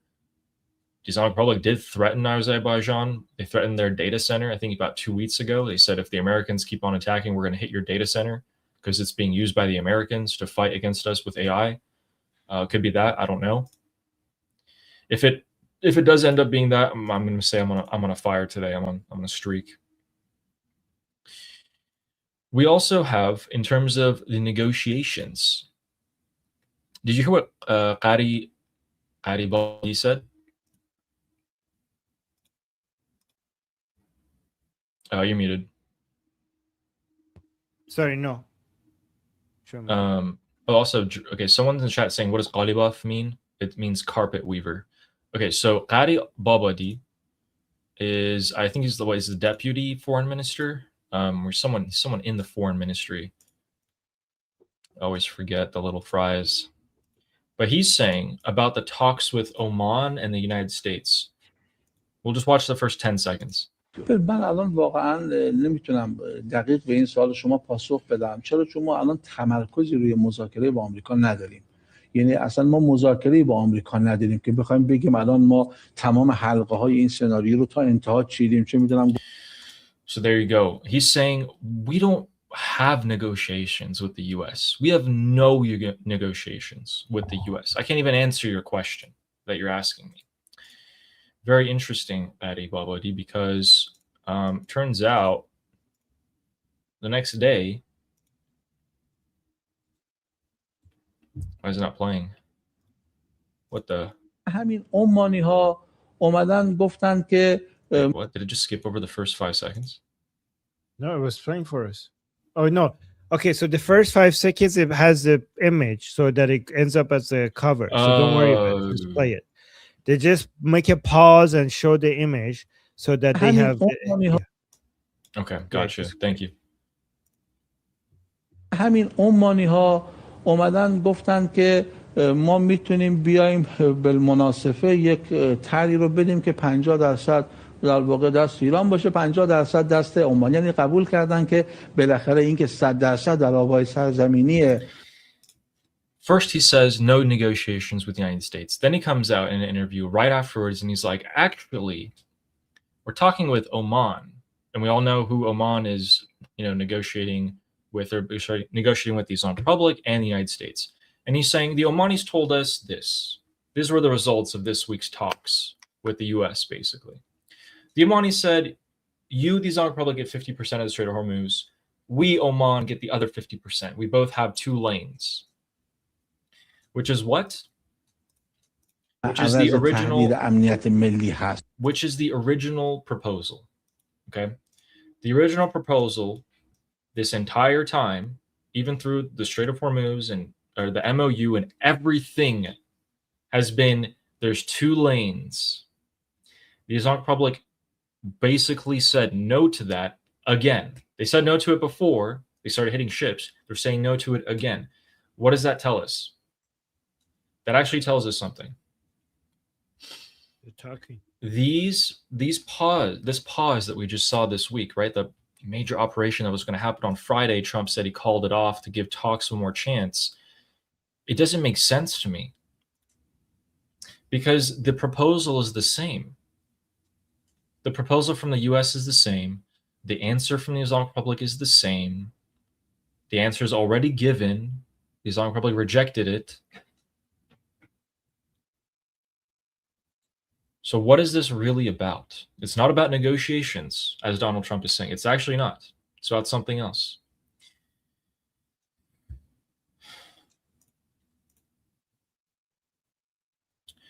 And with that, we have some miscellaneous news, such as a U.S. official, according to Axios, saying that the Islamic Republic is actually not really able to provide payments for its fighters. We've heard that before. We've told you guys that. Remember when they caught all the politicians in Iraq, got all the cash in there? Remember when all the banks and sanctions are being targeted by Scott Bessent in Lebanon for Hezbollah and etc.?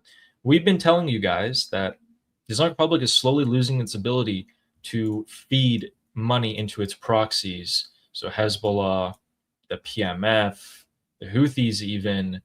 And as a result, now media is coming out and saying the IRGC doesn't have money to pay its fighters. By fighters, they mean proxies. Because we talked to you guys on this show that the Basij in Tehran, for example, in the capital of Iran, have no choice but to keep on fighting even if they aren't getting paid. They have no choice. But the proxies, they need money. So it was nice seeing that the mainstream media, quote unquote, is picking that up. And Yemen. Armin, I think you'll like this one.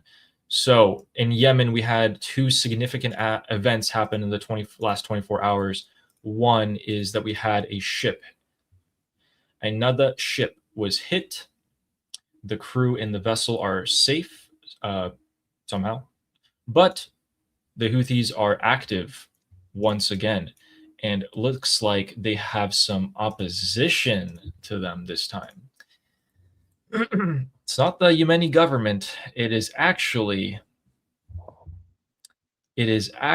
some, what's his name? There it is. So Yemen's PLC Vice President or VP, Lieutenant General Sultan Al-Arada, has met with the Minister of Defense and the Chief of General Staff of the Saudi-led coalition forces. What is the Saudi-led coalition forces, ladies and gentlemen? Well, Saudi Arabia has some proxies of their own. And those proxies have now suddenly received a 1,000% pay raise in the last 24 hours. Holy smoke. They were being paid $20 a month. Their paycheck was $20 a month from the Saudi government, these proxies in Yemen of the Saudis. Now they're being paid 1,000% more. But these payments are to be temporary, and these payments were announced last night to be rolled out today. Seems like they're trying to gather some more troops, the Saudis. What are they going to do? Guys, always follow the money. Always follow the money. It will tell you what things are happening. The Saudis are preparing to fight the Houthis with some proxies of their own, and they're paying quite handsomely for it.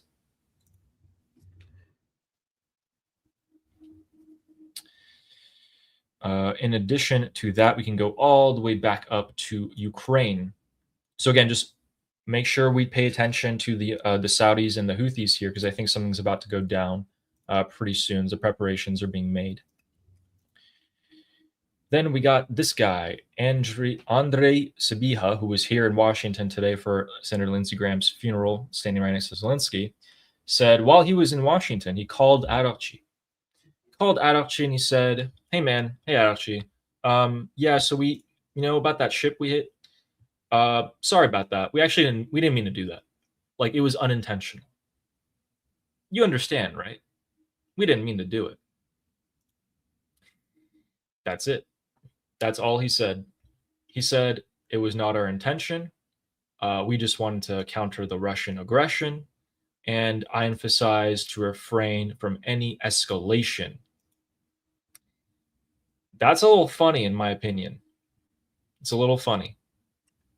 You know why? Because it's pretty much the same as, like, if I punched you in the face and then I was like, wait, I don't mean it anymore. Let's just stop. Let's just stop. Don't hit me back. Let's just stop.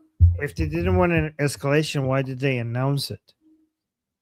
Why did they announce it? Why did the Ukrainians come out and announce it? Turns out they announced it to get the Islamic Republic to get pissed off and attack them. But then the U.S. actually slapped Zelensky on the wrist a little bit and told them, hey man, we don't want you entering into this conflict. Like, this is our control, our area of influence. If you want these Patriot missile licenses and etc., don't do it. Don't do it again. And then literally the hour Zelensky came out of his meeting, the foreign minister of Ukraine calls Araqchi and apologizes pretty much.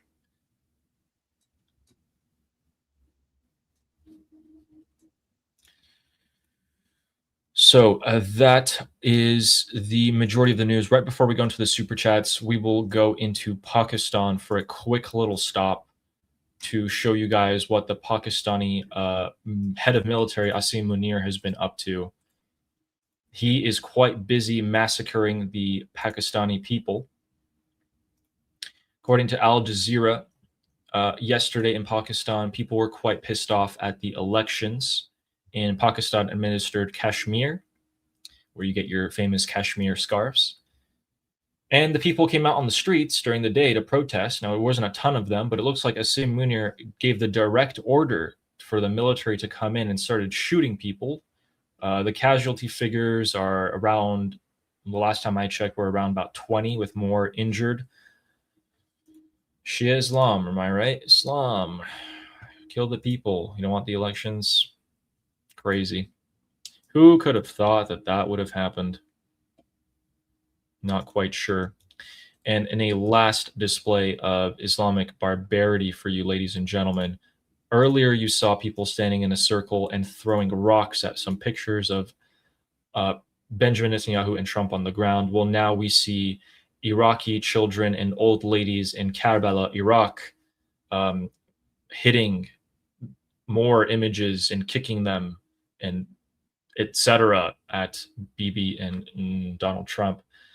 A little bit of barbarism. Now they make sure to showcase a lot of children in this, which gives you the idea that apparently that's completely okay for children to act that way, completely normal for them to be that violent. Islam is one hell of a drug, am I right? Yeah. One hell of a disease. One hell of a disease. One hell of a cancer. So disgusting. Right. So I'm going to keep an eye on the... Oh, interesting. Shin is now reporting an explosion somewhere new this time. Basra province of Iraq. Go back to the map. Should have just kept it up if I knew it was going to be breaking news. Basra is southern Iraq here, along pretty much along the coast, and it's where the Iraqi militias launched their attacks at the HIMARS-stationed rockets that the United States military has in northern Kuwait. So the military bases are roughly here for the U.S. in this area, Bubiyan Island and Abdali in that region, and the Iraqi proxies use Basra as a major hub to launch attacks on the Americans. So it looks like we might be seeing some response from the United States here, or possibly even Kuwait and Bahrain. Who knows? Still waiting on confirmation or more information from Azerbaijan intercepting those ballistic missiles from the Islamic Republic. With that, I think we got through a lot today, didn't we? Yeah. Thanks to you. Thank you. Guys, before we get into the super chats here, we start answering your guys' questions. Please remember to like and subscribe to both of our channels. If you're watching on either of our channels, know that there's the other channel you should subscribe to. So if you're watching on my channel, Ali Samani, please make sure to subscribe to Liberty Politics. And if you're watching on Liberty Politics, I also have a channel as well. We go live together every single day without fail, without pause, without rest, to talk to you guys about Iran. I'll post a link to Ali's channel on Liberty Politics on my channel. So the link is in the chat. And I also post a link to my channel on Ali's stream.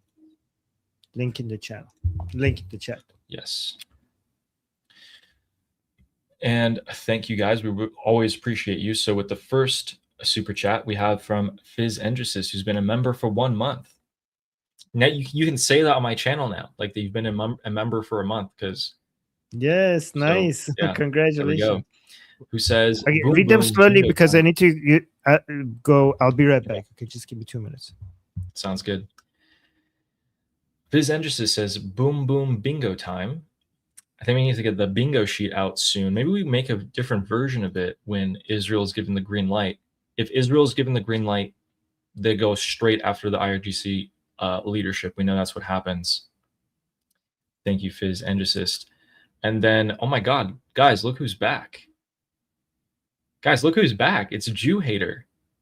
It's our most famous troll on this channel, who says, "Sar, my ship was hit. Please help." Yeah, I would. You know, actually, I never took a medical oath. You don't really need to, as a heart scientist. So, I'm under no obligation to come and help you.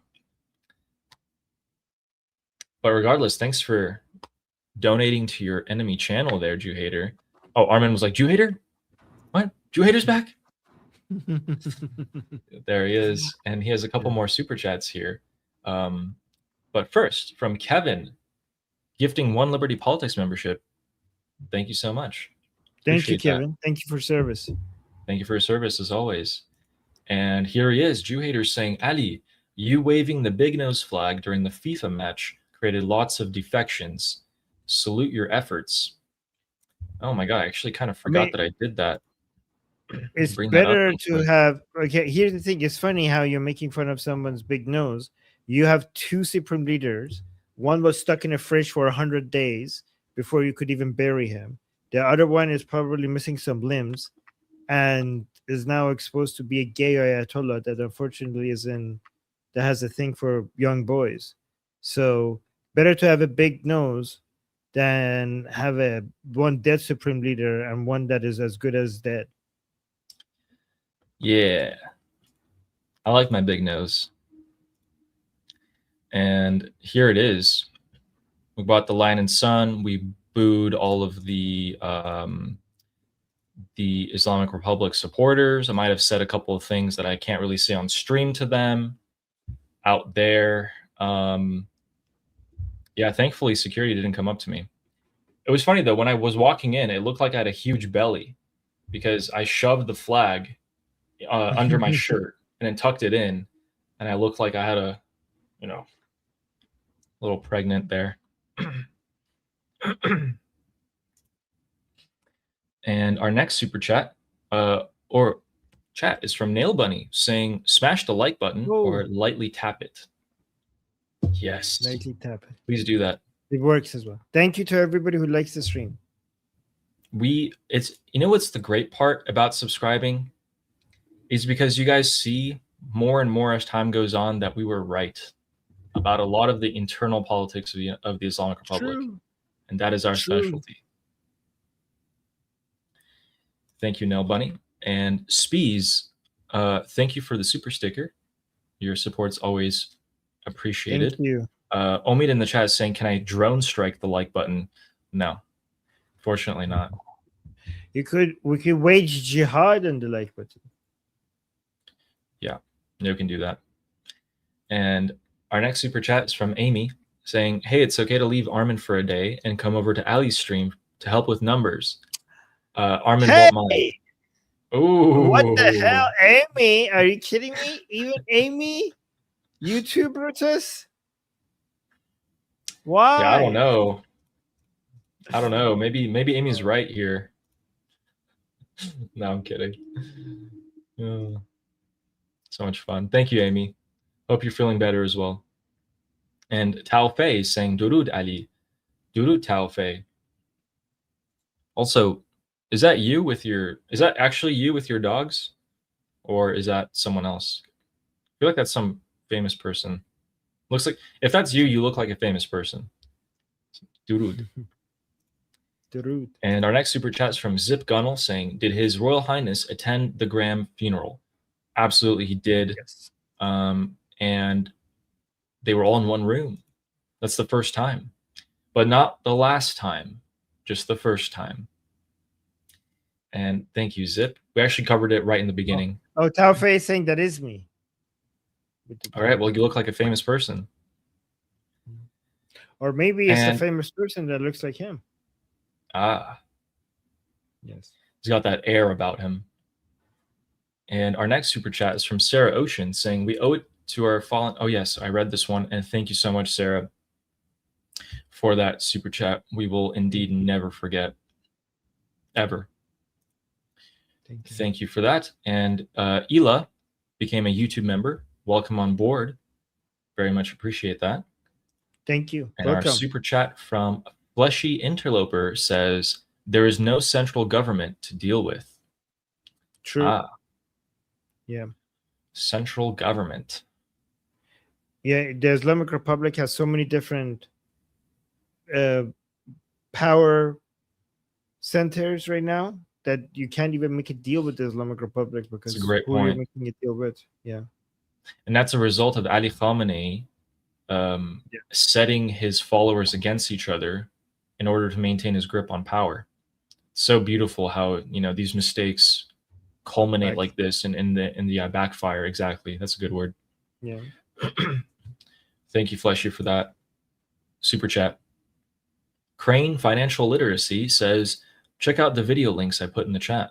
Oh, is that a bit of a self promo or are there links? That channel that's a good I mean, it's so far back I don't know if you can find it anymore, but that sounds like a good channel. Wait, why? I mean, financial literacy. Oh, okay. It's a good thing to have. They don't teach it in school. Yeah. Absolutely. Yeah, they don't. They should. We should in the new year on. And our next super chat is from Victory, who says, Durud Ali Jun, from time to time, don't cease firing your thoughts on the least ceasefire that ever ceasefired. Well, JK, keep up the great work. Yeah. I remember back when I was like, oh my God, a deal's close. And it's like missiles are flying and, you know, the IRGC is getting whacked every day. Looks like you were right, by the way. Closer. Yeah. Yeah, you were right. All that sarcasm was ended up being correct.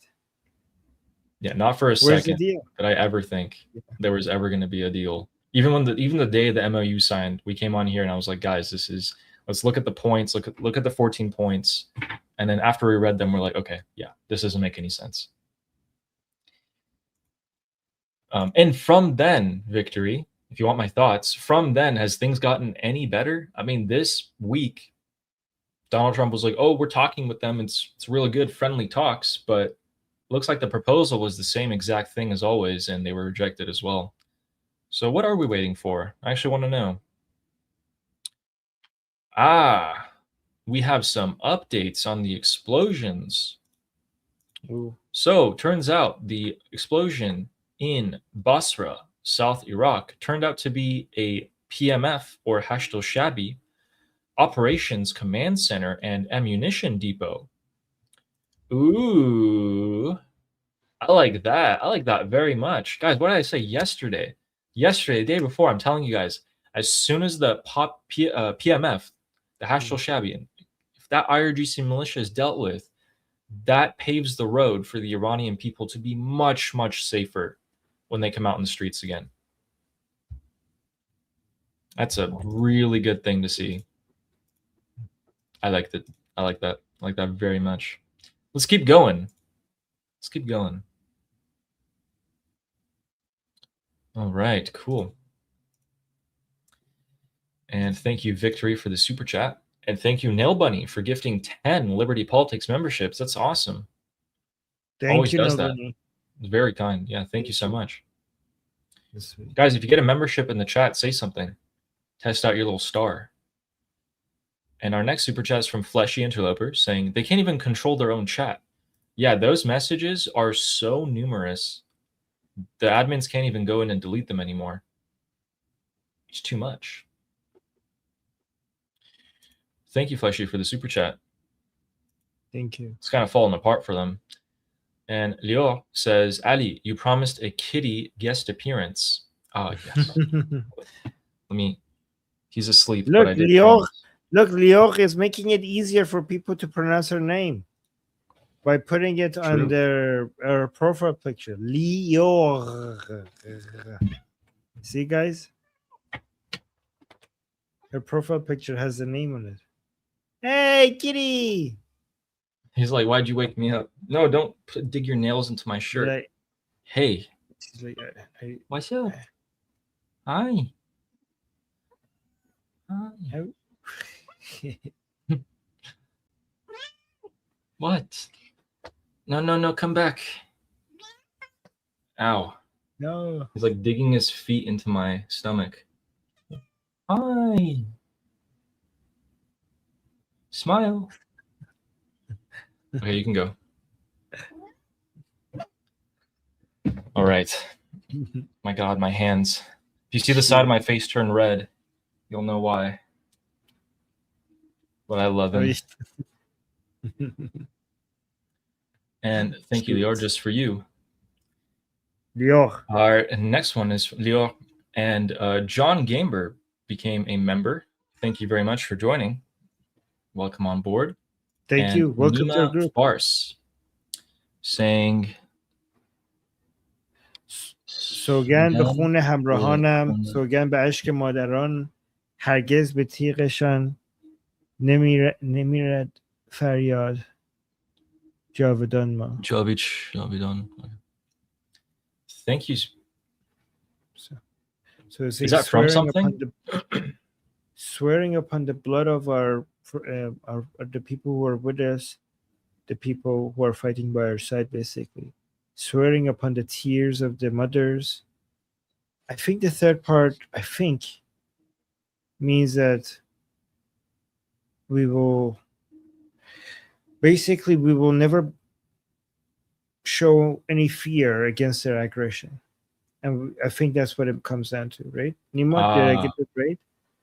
Mm-hmm. So we will not show any fear against their aggression, and he's swearing upon the blood of our fallen and the tears of their mothers that we will not show fear against their aggression. Is that, Nima, did I get that right? Because it's a bit poetic. Yeah, it sounds pretty right. Thank you. Thank you very much, Nima. Farsi is a beautiful language. Appreciate that. So guys, this is basically Nima, who's Iranian, is promising that we will keep fighting, and he's swearing upon the blood of the blood of the people who the Islamic Republic killed, and he's swearing it upon the tears of their mothers crying over our compatriots being killed by the regime. He's swearing upon the blood and the tear that we will keep fighting. And we will never back down. Yes, and thank you, Nima. We have some more breaking news. This one, a quite different piece of breaking news. Turns out a gas facility in northern Qatar or Qatar, I'm just going to call it Qatar, it's more humiliating. Qatar has been closed after a unspecified security incident. Interesting. So they just cut off their liquid natural gas and condensate facility completely, just shut it off. Something happened. Okay. Very interesting. Very, very interesting. Qatar. Was there a gas leak? Was there a gas leak in that gas facility of Qatar? Who knows? Our next one is from Nail Bunny saying 759 watching and 275 likes. Please like the stream. Guys, yes, please like the stream. Thank you very much. Thank you. Thank you for liking the stream. Thank you. And thank you for reminding us, Nail Bunny. And our next one is from Steak and Beans saying, I don't like when I hear the term regime change. This suggests in subtext that the Islamic Republic is a legit regime. This is not a regime change, but a liberation of the people to bring back the real legit regime. I mean, I don't know if regime change suggests that the regime is legit. Like the word regime by itself does not inherently say legitimate regime. It says regime. Yeah, that's what Prince Rosapadavi said today. He said, you know, whatever legitimacy they may have had is now definitely gone. Yeah, so you could be a legitimate regime or an illegitimate regime. So you could still be a regime that is illegitimate.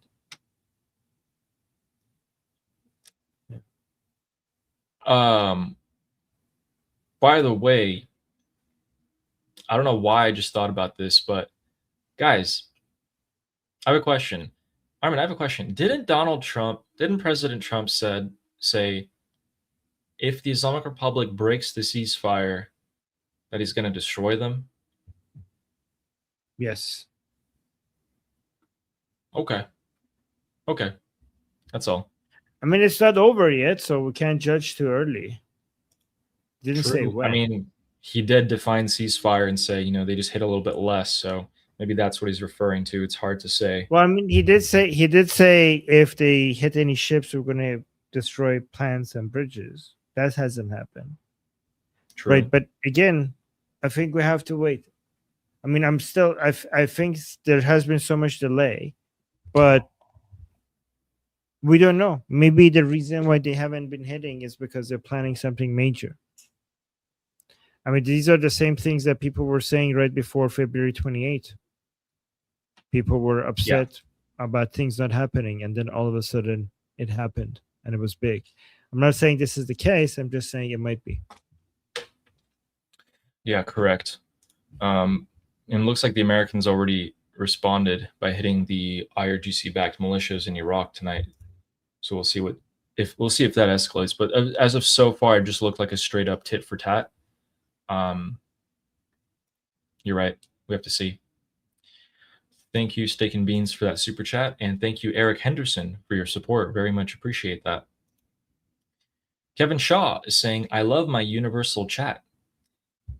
Okay, another day of Kevin enjoying our stream. Yes, I think the chat is very. I think he means like it's people from all over the place. That's why he's saying that. I think that's what he means. Yes. Yeah, he likes it. It's like the club. Me too. Yes. Thank you, Kevin. Thank you, Misha. And Amir the Cricket says, confetti. Yay. We did it. Confetti, thank you. Amir the Cricket says confetti. Fizz Energist says confetti. Joanne says confetti. We did it. We hit confetti. Thank you very much, guys. Thank you, Amir. Thank you, Fizz Energist. And thank you, Joanne. Our next super chat is from Christian Evan Christensen from Denmark, saying, "You good? When Iran is free and gets real elections, what parties will form? Will Islam and communism be allowed? Will there be liberal and conservative or just Pahlavist party? Green Party exist? There will be multiple parties. There will not be a communist party. There might be an Islam party, probably liberal and conservative parties. And yes, there will be a Pahlavi party as well. Although, will it be the strongest one? Who knows? I don't think there would be a Pahlavi party, and there's definitely would not be an Islam party. Communist party, probably not. But let me tell you why. Okay.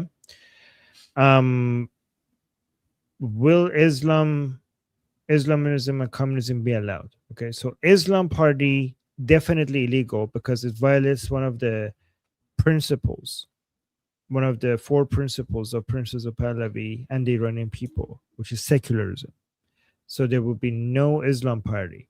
Muslims will be allowed to be members of parliament, but they're not. But they can't bring their religion into the parliament, and there will be 0 parties that are Islamic. That would be illegal. It would violate secularism, right?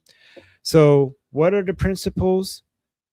Secularism, border integrity, democracy, and equal individual rights for all citizens. These are the 4 principles. So Ali, you're paying attention because this is important to learn. I know you're checking the news. Those are the 4 principles, yeah. Right. But yeah, so when it comes to communism, that's an interesting question.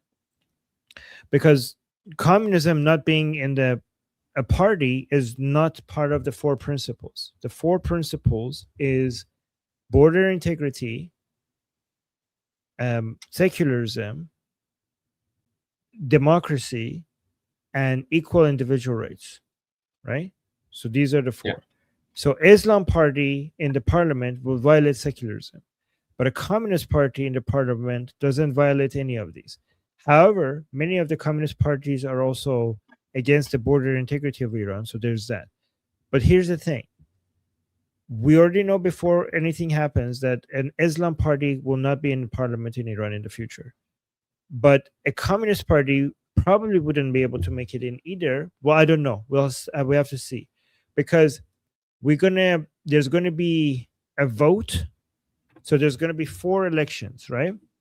First, the Iranian people will do a referendum to see if they want a constitutional monarchy or not, right? Second election is going to be based on whether or not Iran is a constitutional monarchy. The Iranian people would vote for the founding fathers that would write the constitution of the new Iran, right? So first referendum would be whether Iran would be a constitutional monarchy or not. Second election would be for the founding fathers of Iran, and they will be writing the constitution. Third election would be to accept or not accept the constitution that has been written. And the fourth election will be for the members of parliament, right? So if the Iranian people vote for the founding fathers that would write a constitution that does not allow communism into our parliament, then communism will not be in our parliament.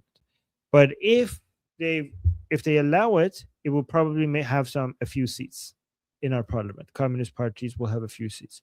So it depends on what the Iranian people vote for. So Islam automatically not in, because it's a principle that will be in our constitution no matter what. Secularism would be a principle in our constitution. Communism, it depends on how the Iranian people vote, and if they vote for founding fathers that will write a constitution in a way that communism would not be able to make a party inside the parliament. Does that answer your question? And there'll probably be no Pahlavist party, because the point of Pahlavi is to be above parties. Princes of Pahlavi has made it very clear that he doesn't want to be partisan. His role is to stay above all of that and not be involved in party politics. He's going to, that is his role. He's going to be not in the parliament. He is going to be the great unifier, the stabilizer. So he's not, like, nothing representing him would be associated with a party. Yeah, at least he doesn't want that himself. So somebody is saying, too solid, basically no democracy, dictator, Armin. You don't understand democracy, okay? First of all, I think he's being sarcastic. Oh, okay. So people who's okay, so if he's being you know him, okay, so he's being sarcastic. Well, I don't know him, but that's definitely sarcasm. Is it? I don't know. Yeah. Because I hear so many people say that to me, like, "Oh, if we don't let Islam in, then that's not democracy." I hear so many people say that. That's stupid. Okay, so guys, nobody wants absolute democracy. We want limited. We want a constitutional monarchy, or even people who want republic, they want a constitutional republic. They don't want absolute democracy. Absolute democracy doesn't make any sense. All democracies that work are limited democracy. They're limited by certain values, for example, a constitution. Also, when I was saying that's stupid, I meant what they say to you. Yeah, of course. Yeah. Okay. Good question. Christian. Good question. Thank you, Marcia, for the jewels. And Charleston Amy, it's saying, hopefully the uprising starts now that people are so angry. Thank you for your dedication, guys. Yeah, we're going to be keeping a close eye on that.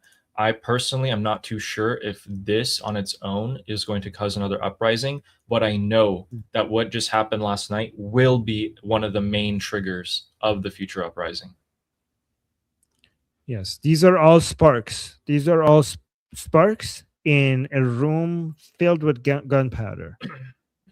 You can never tell. You can never tell which spark is going to lit everything on fire. But if you have more sparks, one of them will. Yeah, but we're almost there.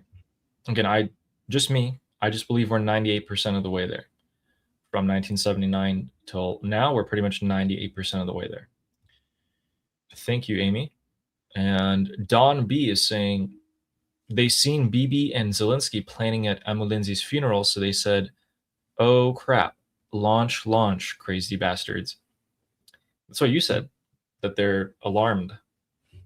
Yes, they're seeing what's happening in DC. They think something big is being planned, and they want to show that they have some deterrence.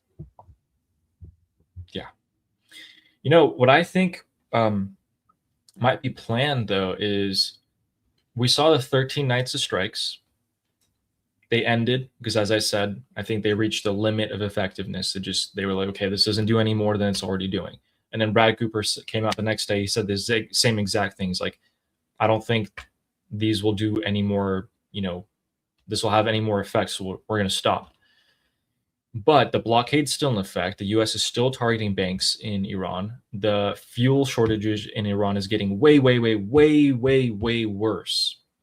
The price of fuel is about to double because the subsidy is about to halve, and the electricity is getting way worse. The blackouts are getting worse. Looks like the infrastructure of the country economically is pretty much coming crumbling down by this blockade and the workings of the brilliant Scott Bessent being showcased. Now, I always say follow the money. I think I should say it less, but guys, follow the money. It's working. Say it more. And thank you, Leo, for the jewels. Thank you. Ali, I finally got the jewels on my chat as well. Did you see? Sweet. And John is saying Ahund Kabuki is Zaif and filth. Gali garbage buff. John's showing off his new Farsi skills. Ahund Kabuki Zaifo Kasife Gali Ashghal buff. Gali garbage. Thank you for showing that off for us. And Rod, thank you for the jewels. Nail Bunny saying they hate us again or doing something right. Prince Reza Pahlavi is being attacked again, Armin. He wasn't being attacked during the ceasefire. Every time you get hate, that's a good sign. And honestly, Ali, Nail Bunny nails it every time. If you're not getting hate for a long period of time, you have to question yourself, like, what is happening? Am I doing anything that is helping the world? Why am I not getting hate? Yeah. Absolutely. Thank you, Nail Bunny. Thank you. Ellie Goldman is saying, happy to Ba'av, happy to Ba'av, the Jewish day of love. May our homes, families, friendships, and people always be united in love. Am Israel Chai, Payende Iran. It's very good. It's very kind. It's Valentine's Day in Israel today, I'm assuming. The Jewish Day of Oh Love. yeah. Yes. Okay. Not necessarily romantic love, but any type of love. Ah, okay. That makes sense. Also, Nelban is clarifying. She meant Britain. They were throwing rocks at the Union Jack again. Ew. Because of the picture that I showed, like video I showed, where they were throwing rocks at Britain. That's So terrible. she's saying, she's saying we must be doing something right. Like the video I showed you, right? Remember when they were throwing rocks at Qaliba, at Rouhani. So Nelbani, the UK flag is always included for some reason, and they always chant death to the UK as well for some reason. Always, even though they have an embassy, UK embassy in Iran. Yeah. For some reason, they always include the UK, even though they have like direct diplomatic relationships. Because it's easy for them to be like, oh yeah, the British planted this 200-year plan for Iran, and I think it's just awkward to honestly. I think it's just awkward to remove them.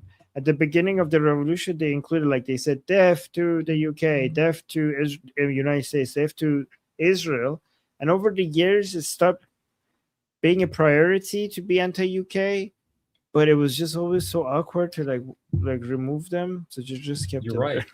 When I was a kid in Iran, even then it was like 90% death to America, and then 10%, like it was like 70% death to America, 20% death to Israel, and then 10% death to UK, and then it kept getting less and less. So you're right. I remember that.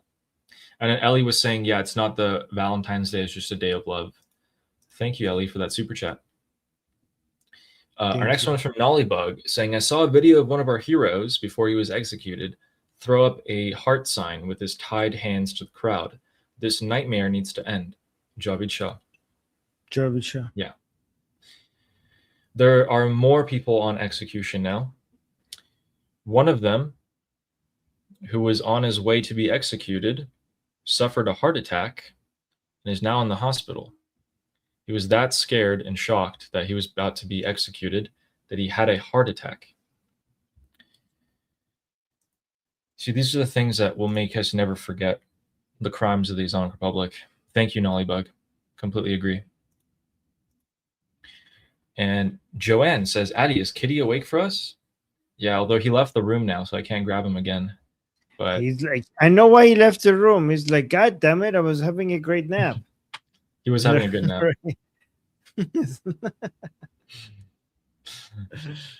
Thank you, Joanne. And Eliani FC is saying, I'm still seeing this lie float around on social media that the Shah was a brutal dictator and US puppet. I think it's a popular narrative. If it weren't for you guys and Goldie, I would be ignorant. Oh, it's working. We're working. Thank you so much, Ali. Thank you so much, Ali, for being receptive and being open-minded and listening to us. I really appreciate you guys. Thank you. Thank you for this beautiful message. This is the type of message that motivates us to keep doing what we're doing. So thank you. Thank you very much. Are you still here? I hope you saw this. I hope you saw us reading this. Yes. Thank you for that message. Really love that one. And Jimmy the Jinn. Oh. Saying, Am Israel Chai, Javid Shah, and Slava Ukrainian. Jimmy the Jinn. Slava Ukrainian. Jimmy, are you an actual Jinn? I mean, I see his profile picture. That looks like a Jinn. I've seen Interesting. One.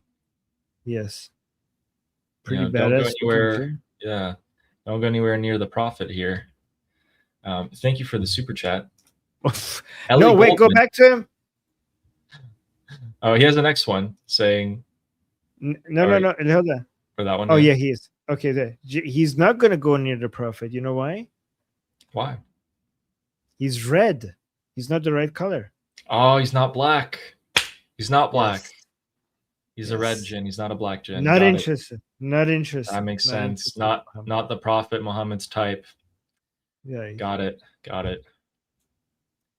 And Jimmy says, America, F yeah. Heck yeah. F yeah.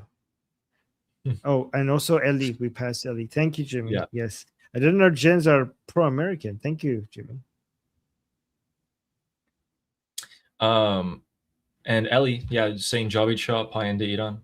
Thank you very much. Javid Shah payende Iran and Mr. Khai. Thank you very much. And Koala Katie, thank you very much for the jewels. Also one of my first ever members of my channel. I remember. And Ellie Goldman saying Jew hater funding Zionism like a boss. Yeah, I wonder what's the exact amount that he's donated. It's got to be a lot. Someone had a counter at something. I think it's up to 5,000 now. At least $5,000. Really? Yeah. I was thinking more like 1,000. Okay. No. Way more. Jeez. Okay. Well, what a guy. Thank you for funding Zionism, Jew hater. True. Thank you, Ellie. And Clown World says, Ali, your S sounds, can be a bit harsh at times in headphones. Is there any way to change that? Maybe mic gain. Anyway, love the show. You know, my dad said that. I'll look into it. I will try to fix it. I don't know how, because StreamYard doesn't let you adjust your mic settings, right? So you have to download some program or something. Can't you just get a pop filter or something? Is that gonna fix the S? I think so. Maybe. Okay. Cool. Or yeah, Michelle's right. I could just stop saying the word or the letter S in any word. Sure. Yeah. Okay, Clown World. I will definitely look into that. Thank you for the feedback. And Jagatai is saying Ali making Armin cringe is our revenge for Fuentes. Yeah, when I showed you the video of the regime supporters. Okay, then you're gonna get more. You know what, Jagatai? More Fuentes for you. Are you happy? Oh no. More Fuentes now. There you go. That's what you get. That's what you get. Oh, now I know. Thanks, Jagatai. Actually, pinpoint some of Armin's weaknesses here. There's not many. And Attila is saying, thank you guys for your tireless work, and to all the supporters here. This is the most wholesome and intelligent and supportive community that I've ever been a part of. Like, subscribe. Long live Iran. Well, then in that case, then you should join our discussion group if you like this kind of if you like community. Yeah, come talk to us. Come talk to us and the rest of the group. Here's the link. I mean, here's our discussion group here. So let me put the link in the chat for you guys to come. Where is it? Oh, here. Putting it in the chat. Go, yeah. It's also in the QR code in the top left. And also it's in the description. Sorry, let me get the proper link. Yeah. Make it easy for yourselves. And it's free to join. Yes. We have daily calls there, so you could come talk to me and Ali. Oh, Ali, you have a call today, right? You have a group call. I have a call today open. Tomorrow's open, right? Oh, tomorrow. Okay, I should refresh this. Yeah. I think today is open. Oh no, tomorrow. You're right. Tomorrow, yeah. Tomorrow. You have a group call tomorrow. Yes. Absolutely. So it's free, guys. You could talk to Ali for free. Yeah, his sessions are all open. Yes. Thank you, Attila, for your kind words. And Bill Herman saying, will Donald J. Trump realize you can't make a deal with the Islamic Republic? Perhaps he knows that already, or perhaps he doesn't. Think all will be revealed in the end. I'm leaning towards the fact that he knows he can't. What about you? I think he knows he can't, but he needs more time to prepare. There are certain things that need to be right, and those things are not right. And maybe some people are saying they will never be right like the way he wants it. Some people are saying they will get their, give it time. It needs time. It's logistics and operations, markets, munitions, media, midterms. when he tells that he's talking to them, he's negotiating with them, he's buying time to make because it's the conditions are not right yet. That's what some people argue. So hopefully, if that's the case, the conditions will become right, and to his satisfaction. And if not, what we do know is that this might take longer, but we're still moving towards the Islamic Republic falling, because we know that the deal is not possible, and because we know that means that at the end of the day, this whole ceasefire military operation situation that we're in is going to be death by 1,000 cuts, and eventually will make the Islamic Republic fall. One way or another, the Islamic Republic will eventually fall. But if we don't escalate, it will take just a lot longer. A lot longer. Gotcha. Istadem Tapayan. Thank you, Bill Herman. And Nollybug says, Pishi Pishi Meow Meow. Pishi is what how Iranians refer to cats. Oh, yeah. I should have probably said that, huh? People are like, what does that mean? My cat is the most talkative cat I've ever seen in my life. Really? Talks an insane amount. And he like changes his voice too. Like he'll change the tone and like the pitch and everything, so you know what he's trying to say. It's crazy. Thank you, Nollybug. My dog understands me too much. Like when I tell it to, I don't know why. Like I would like come over here. It comes to me when I say like, okay, leave. I need to work. She leaves. So like, what the hell? Do you understand English? Like it's so strange. Like I did not train you for this. How do you get this? How are you understanding me? Maybe it's the body language and all that too. Yeah. Smart dog. And Ariana Persia saying, how might soft supporters of the regime renegotiate their position within Iranian society and political institutions after the regime collapses?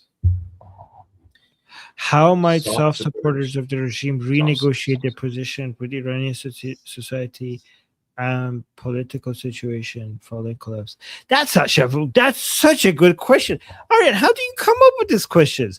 Every single one of your questions could be its own deep discussion, 2-hour live stream. That's how good your discussions are. Yeah, your questions are. So I think they're going to be having their own media, having their own YouTube channels, having their own private institutions, and NGOs, non-governmental charities. They're going to have their own events.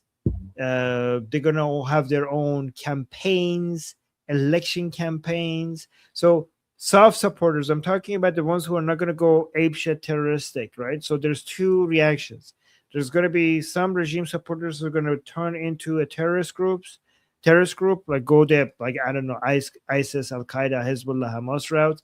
There's going to be other ones who's going to go through the, I don't know, like they're going to turn into our Linda Sarsours or our, Linda Sarsours if they're in politics and Mehdi Hassans if they're in the media.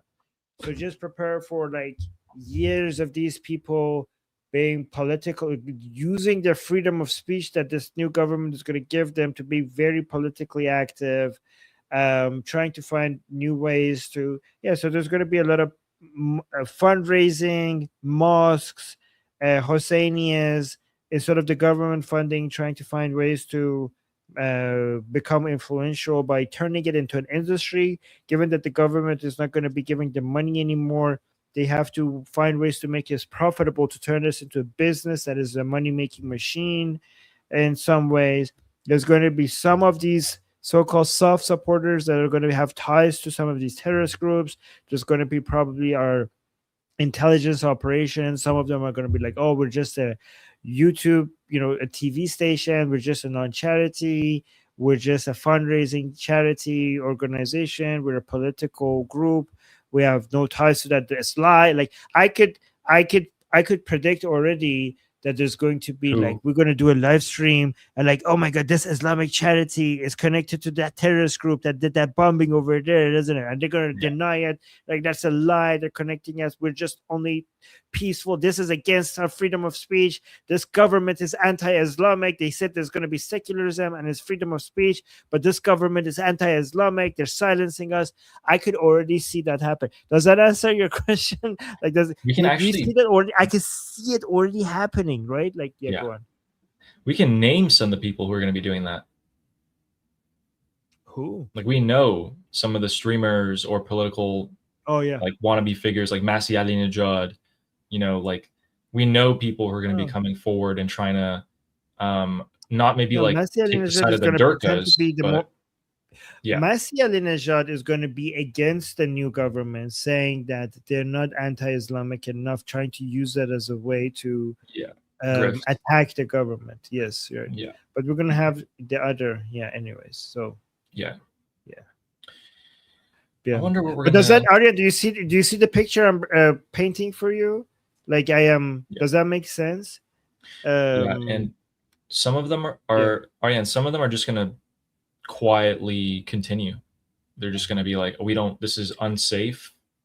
We don't know what's gonna happen to us if we come out and be all vocal. Let's just live our life. So let me. Here's what people need to understand for my answer to make more sense. Okay. So the new government is going to keep Islam out of government, but it's going to give freedom of speech for Muslim groups to have their own mosques, their own Husseinias, their own hayats, their own charity groups, their own NGO groups, their own political campaign. Like, just because they're not in government, that doesn't mean that they're not going to be able to create their own private group where they're advocating for certain laws or certain politicians, because they're doing that privately outside of government. So they're going to be allowed to do all of that, right? So you could see them, because their ideas are not popular, their ideas need to become profitable, right? So they need to turn their media industry, their Husseinias and their mosques and their NGOs into profitable business models, so that people start coming into them and trying to gore them, because there's money to be made here. Okay, they're going to do controversial topics and their platforms as a marketing strategy, because if people hate them, at least they will. Here's the thing. Here's one thing you could do. If people hate you, lean into the hate, because hate brings drama. Drama brings views. Views brings money, right? So instead of go into the new younger generation that wants to be rebellious against. So you know how we're rebellious against the traditions of our society that is Islamic. I think the next generation is going to be very anti-Islamic, and the teenagers that come after us, they might go Islamic to be rebellious against our anti-Islamic views. See if you could get any of that, right? See if you could get that happening. Find new ways to make being Muslim a rebellious, cool teen thing to do. See if you could get any. That's something you could do, because if it's outrageous, if people hate it, then it's controversial. Controversial gets money, gets views, gets money. So there's going to be TV shows. One thing I think we're going to have TV debates. In Iran, Muslim versus non-Muslim debates now finally inside Iran happening, and the Muslims are going to try to lean into that.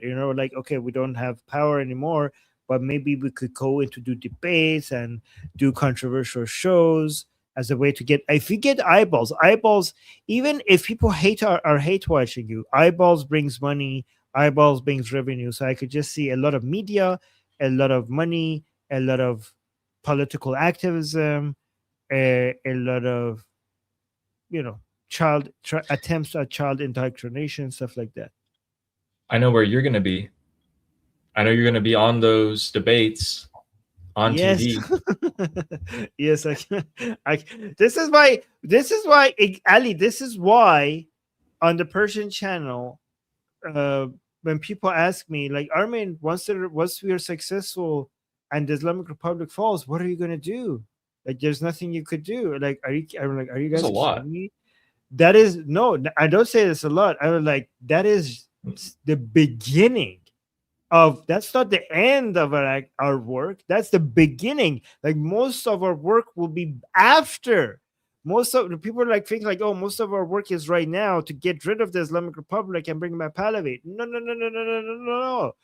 This is chapter 1 out of like a 100-chapter book. This is chapter 1 of our activity. Our real work begins after the Islamic Republic falls. Yep. Exactly. And we are going to have to try and hurry up on the super chats here. Ooh, okay. But Aryan, that was a great question. Thank you so much. And Casey Pierce is saying your flags merged together. Happy coincidence? Oh yeah. Yeah, look at that. Yeah, that's pretty cool. Oh, oops. My flag is more stable. There you go. Just leave it at that. Oh no, I can't. I have to fix it. I have 3 connectors to my bookshelf that is not going to make it. I see. It can't even. Yeah, it's not going to fall. Mine will not fall. But yeah, it merges with each other beautifully. Wait, what am I supposed to find, guys? What am I looking for? Huh. Anyway, yeah, thank you, Casey. And nice to see you. The next one is from Omid saying, when Ali Cholak got sent to hell, do you think the Pakistanis cried harder or the regime supporters in Iran? It's close, but regime supporters in Iran. It's close, though. There was a lot of people in India, too, in Iraq, UK, New York City. Yeah, they cried pretty hard. Yeah. I mean, your religion teaches you that to cry. So, I mean, I think there's more of them. So, it's just every instinct is ignored. They teach you. Anyway, yeah. Omid knows what I'm talking about. Thank you for the super chat, Omid. And Channel, thank you for the jewels. Joanne, thank you for the membership. Thank you very much. And also another one from Joanne. Very much appreciated. Thank you, Joanne. And Zip Gunnel saying communism violates the principle of border integrity since they have as an ultimate goal to grow across borders. They're international. Yeah, so is Islam. True. That's why they're allies, because they're against the concept of a nation state, both of them. Yeah, like the MEK. So that's why they're against the Western model that introduces the nation state concept. So they're both ultimately against borders, current borders. For sure. Yeah. Thank you, Zip. Appreciate that. If you understand that, you will understand why they're allies. I could talk about that for hours. Yeah. They don't mind, do they? Working together. And Jasper is saying, I will be sleeping when you read this, but I just want to say that you both are doing such great work. And I hope Iran will be free ASAP. I wish a lot of strength to everyone inside or outside of Iran. Javid Shah. Javid Shah. Thank you, Jasper. Thank you. Good night. Sweet dreams. Yes. Thank you. And very much appreciated. He also showed up to our group discussion, had some good questions. That's Hope you see this in the morning. Yeah. And thank you, Pekka, for the jewels. Thank you. Jagatai is saying, Iranians, when you're free, prosperous, and a world power, please help rescue the rest of the world from the 7th century barbaric ideology. You don't got to ask us to do it. It'll be our pleasure to do that. Starting with the countries on our borders. Wow. Thank you, Jagatai. Maybe you should move to Iran. I don't know. Maybe we'll see Europeans moving to Iran.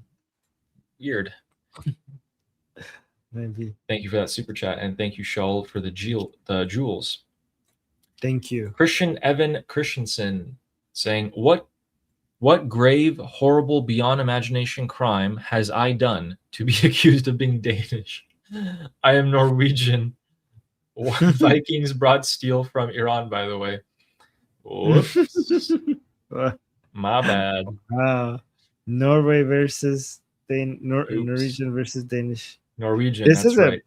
This is a big deal between them, apparently. And also the Swedes. Yeah. Yeah, I feel bad now. I'm sorry, Christian. I will remember from now on. You can just quiz me from now and be like, and I will know. I will know. I won't forget. Oopsie. Thank you for the super chat. That was funny. And Saber Coaching is saying, thanks for all the updates, Ali. Big nose equals royalty. Javid Shah. Javid. Oh, yeah.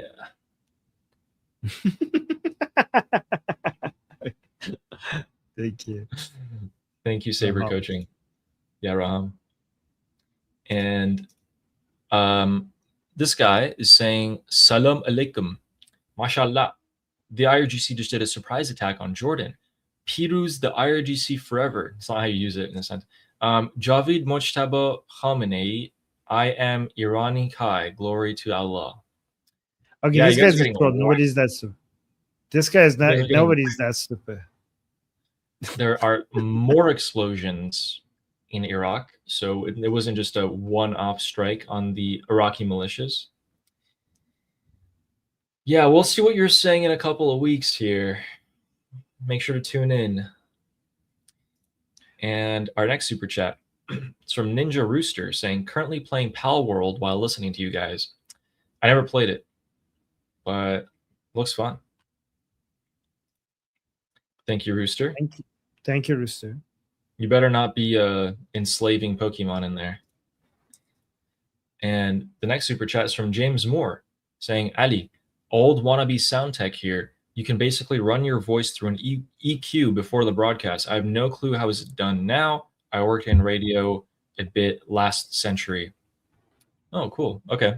Yeah, I'll definitely look into how I can fix that for you guys. I'm trying to not say that the S sound like that as much. So how's my it's a audio? bit hard. Is my audio okay? Yours is great. Yeah. Maybe I should just get your mic. Do you run a program through your sound settings or it's just default? Okay. No. Is it good? Is my mic okay, guys? Yeah, it's pretty good. Maybe I should just get that. Is it good? Yeah. It's not that expensive. Thank you, James. Oh, this Muslim guy gifted a membership to us. Yeah, thank you, James. Yeah, look at this. Okay, because Ali, He deserves something. Because he gifted a membership to us, I'm gonna show him something he likes. But what does he get? You're not gonna have it. Okay, so don't get too excited. I'll just show you because I know you like this. Okay, I know you guys are into this stuff. Okay, but again, this goat is under my protection, so you just get a peek, but no touchy, just a peek.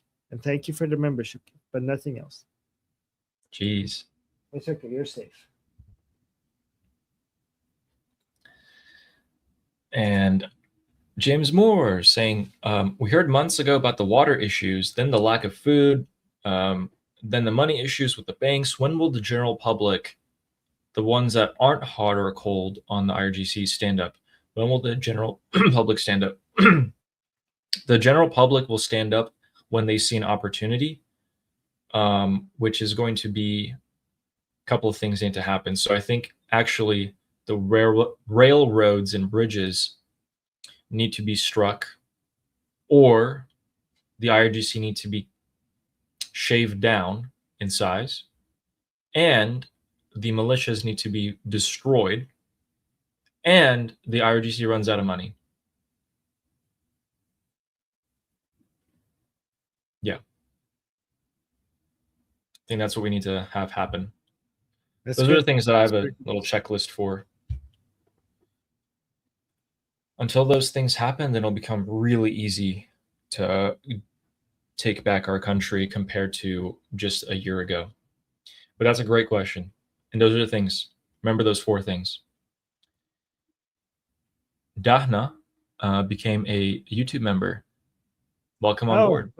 Welcome to our group. Happy to have you guys, or happy to have you. My brain completely short-circuited there. Welcome on board. James Moore saying, as a religious abuse survivor, the threat unwashed would be absolutely shocked at what you were taught. For example, I was taught world peace could never be achieved until Israel accepts Jesus. FFS. Wow. Yeah. Wow. I bet you there are a bunch of missionaries in Israel trying to convert the Jews in Israel to Christianity to make this happen. I always think about how easy it is to indoctrinate children. It's such a crime. Such a crime. Yeah, it is. It should be legal. Oh, we got beautiful news. James, remember your last question? Also, thank you so much for sharing that. Thank you. Looks like you and Armin have a lot in common. James, remember your last question about the people rising up, and I told you the militias have to be dealt with? This is what the confirmed PMF headquarters looks like right now. Then I will give you an even better piece of news. No way. So the PMF headquarters, well, there was their news thing. The PMF headquarters is on fire. Remember when I told you guys a munitions depot and their command center got hit? I don't know why these idiots thought it would be a good idea to put all their weapons right next to their command structure, because the whole thing's in flames. In addition to that, Shin is also reporting a pretty significant amount of casualties amongst these terrorists as well. So a number of Hashtil Shabi terrorists were eliminated following the explosion in their headquarters in Basra. Looks like the US is giving them a good little spanking. Oh, this makes me so happy. This is the best news I've heard all day. Wow. Please continue. Look, I get it. Al-Zaidi tried to pull up on him, tried to do a drive-by, shoot his Glock out the window, and the Hashtil Shabi shot back at him and he had to flee. But now the U.S. is coming in with big energy here, just blowing them up straight up. That's great. That's great. That is completely aligned with the Iranian people there. We need to see more of that. Will we see more of that is the question. There you go, James. Great. Monica, thank you for the jewels. And Afi Amiri, also thank you for the jewels there. Rooster says, well, Iran have air conditioning and not ban it. We already do. We got all types of air conditioning. Water, air. Got them all. Wait, why would air conditioning be banned? Europe. Because when I was like, oh, the Europeans might be coming to Iran. Oh my because God. Of Islam, and Europe doesn't really have air conditioning. Wait, they ban air conditioning in Europe? No, they didn't ban it. They just don't really use it that much in Europe for some reason. Okay. Yeah, so. Yeah. It's not even banned right now in Iran. So.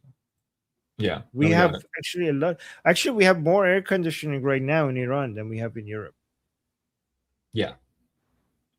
I mean, how do you that's live the with joke. That air conditioning?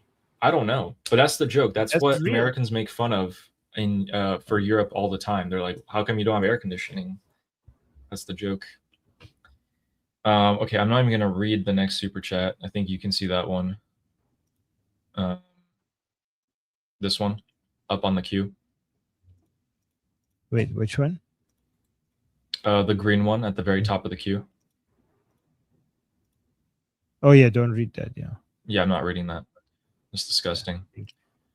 James Moore says, I have come to understand that genetically engineered goats look somewhat like cattle. Armin, can we see that? Can we see that? It's a goat. Goat. Can we see that goat again? Guys, is that a goat? I don't know.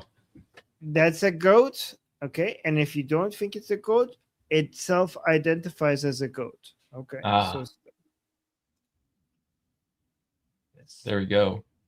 Is this why some Muslims are not interested? Maybe I should get one that. Maybe I should get one that is actually looks more like a goat. Perhaps. It's a goat. Okay, yeah. Thanks, James Moore, for the humor, as always. And Monica, thank you for the jewels. All right, we got through our, I think, what was it, like 40 or so super chats. Thank you guys so much. Thank you. And we are all caught up with all the news that came from today. So I'm going to leave you guys with one last question. Who's striking the Iraqi militias right now? Because I have 3 options for you guys. Option number 1, the United States of America. Option number 2, Israel. Or option number 3, Saudi Arabia. Are they mad enough at the militias hitting their oil infrastructure? Are they striking back? Did they grow some or not? Who knows? Not. Okay. Option number 1. I'll go with 1. Okay. United States. All right. I mean, because they have been doing it for a while, so it might be just that. Yeah. Continue. All right, guys. Please remember to subscribe to our channels. And thank you caught you guys to all up. the people. Thank you to all the people who have liked the stream. You know, Ali, I've been asking people to like the stream, and I'm switching it up. Instead of asking people to like the stream, I'm thanking people who already like the stream. I think that's better. Whoa. Yes. Because I'm like so demanding. Like the stream, subscribe. Instead of being grateful to the people. Yeah, just like, subscribe. What about the people who have liked and subscribed? We should thank them for liking and subscribing. I think that's better. True. That's more positive energy. That's a good idea. So thank you to all the people who liked, and thank you to all the people who subscribe. We appreciate you. It really helps. Yes. So thank you for that. Thank you very much. All right. And we'll see you guys same time tomorrow. And until then, I'm Israel Chai. Slava Ukrainian. Cuba Libre. Long live America. Long live America. Javid Shah. Javid Shah. Payende Iran. See you guys tomorrow.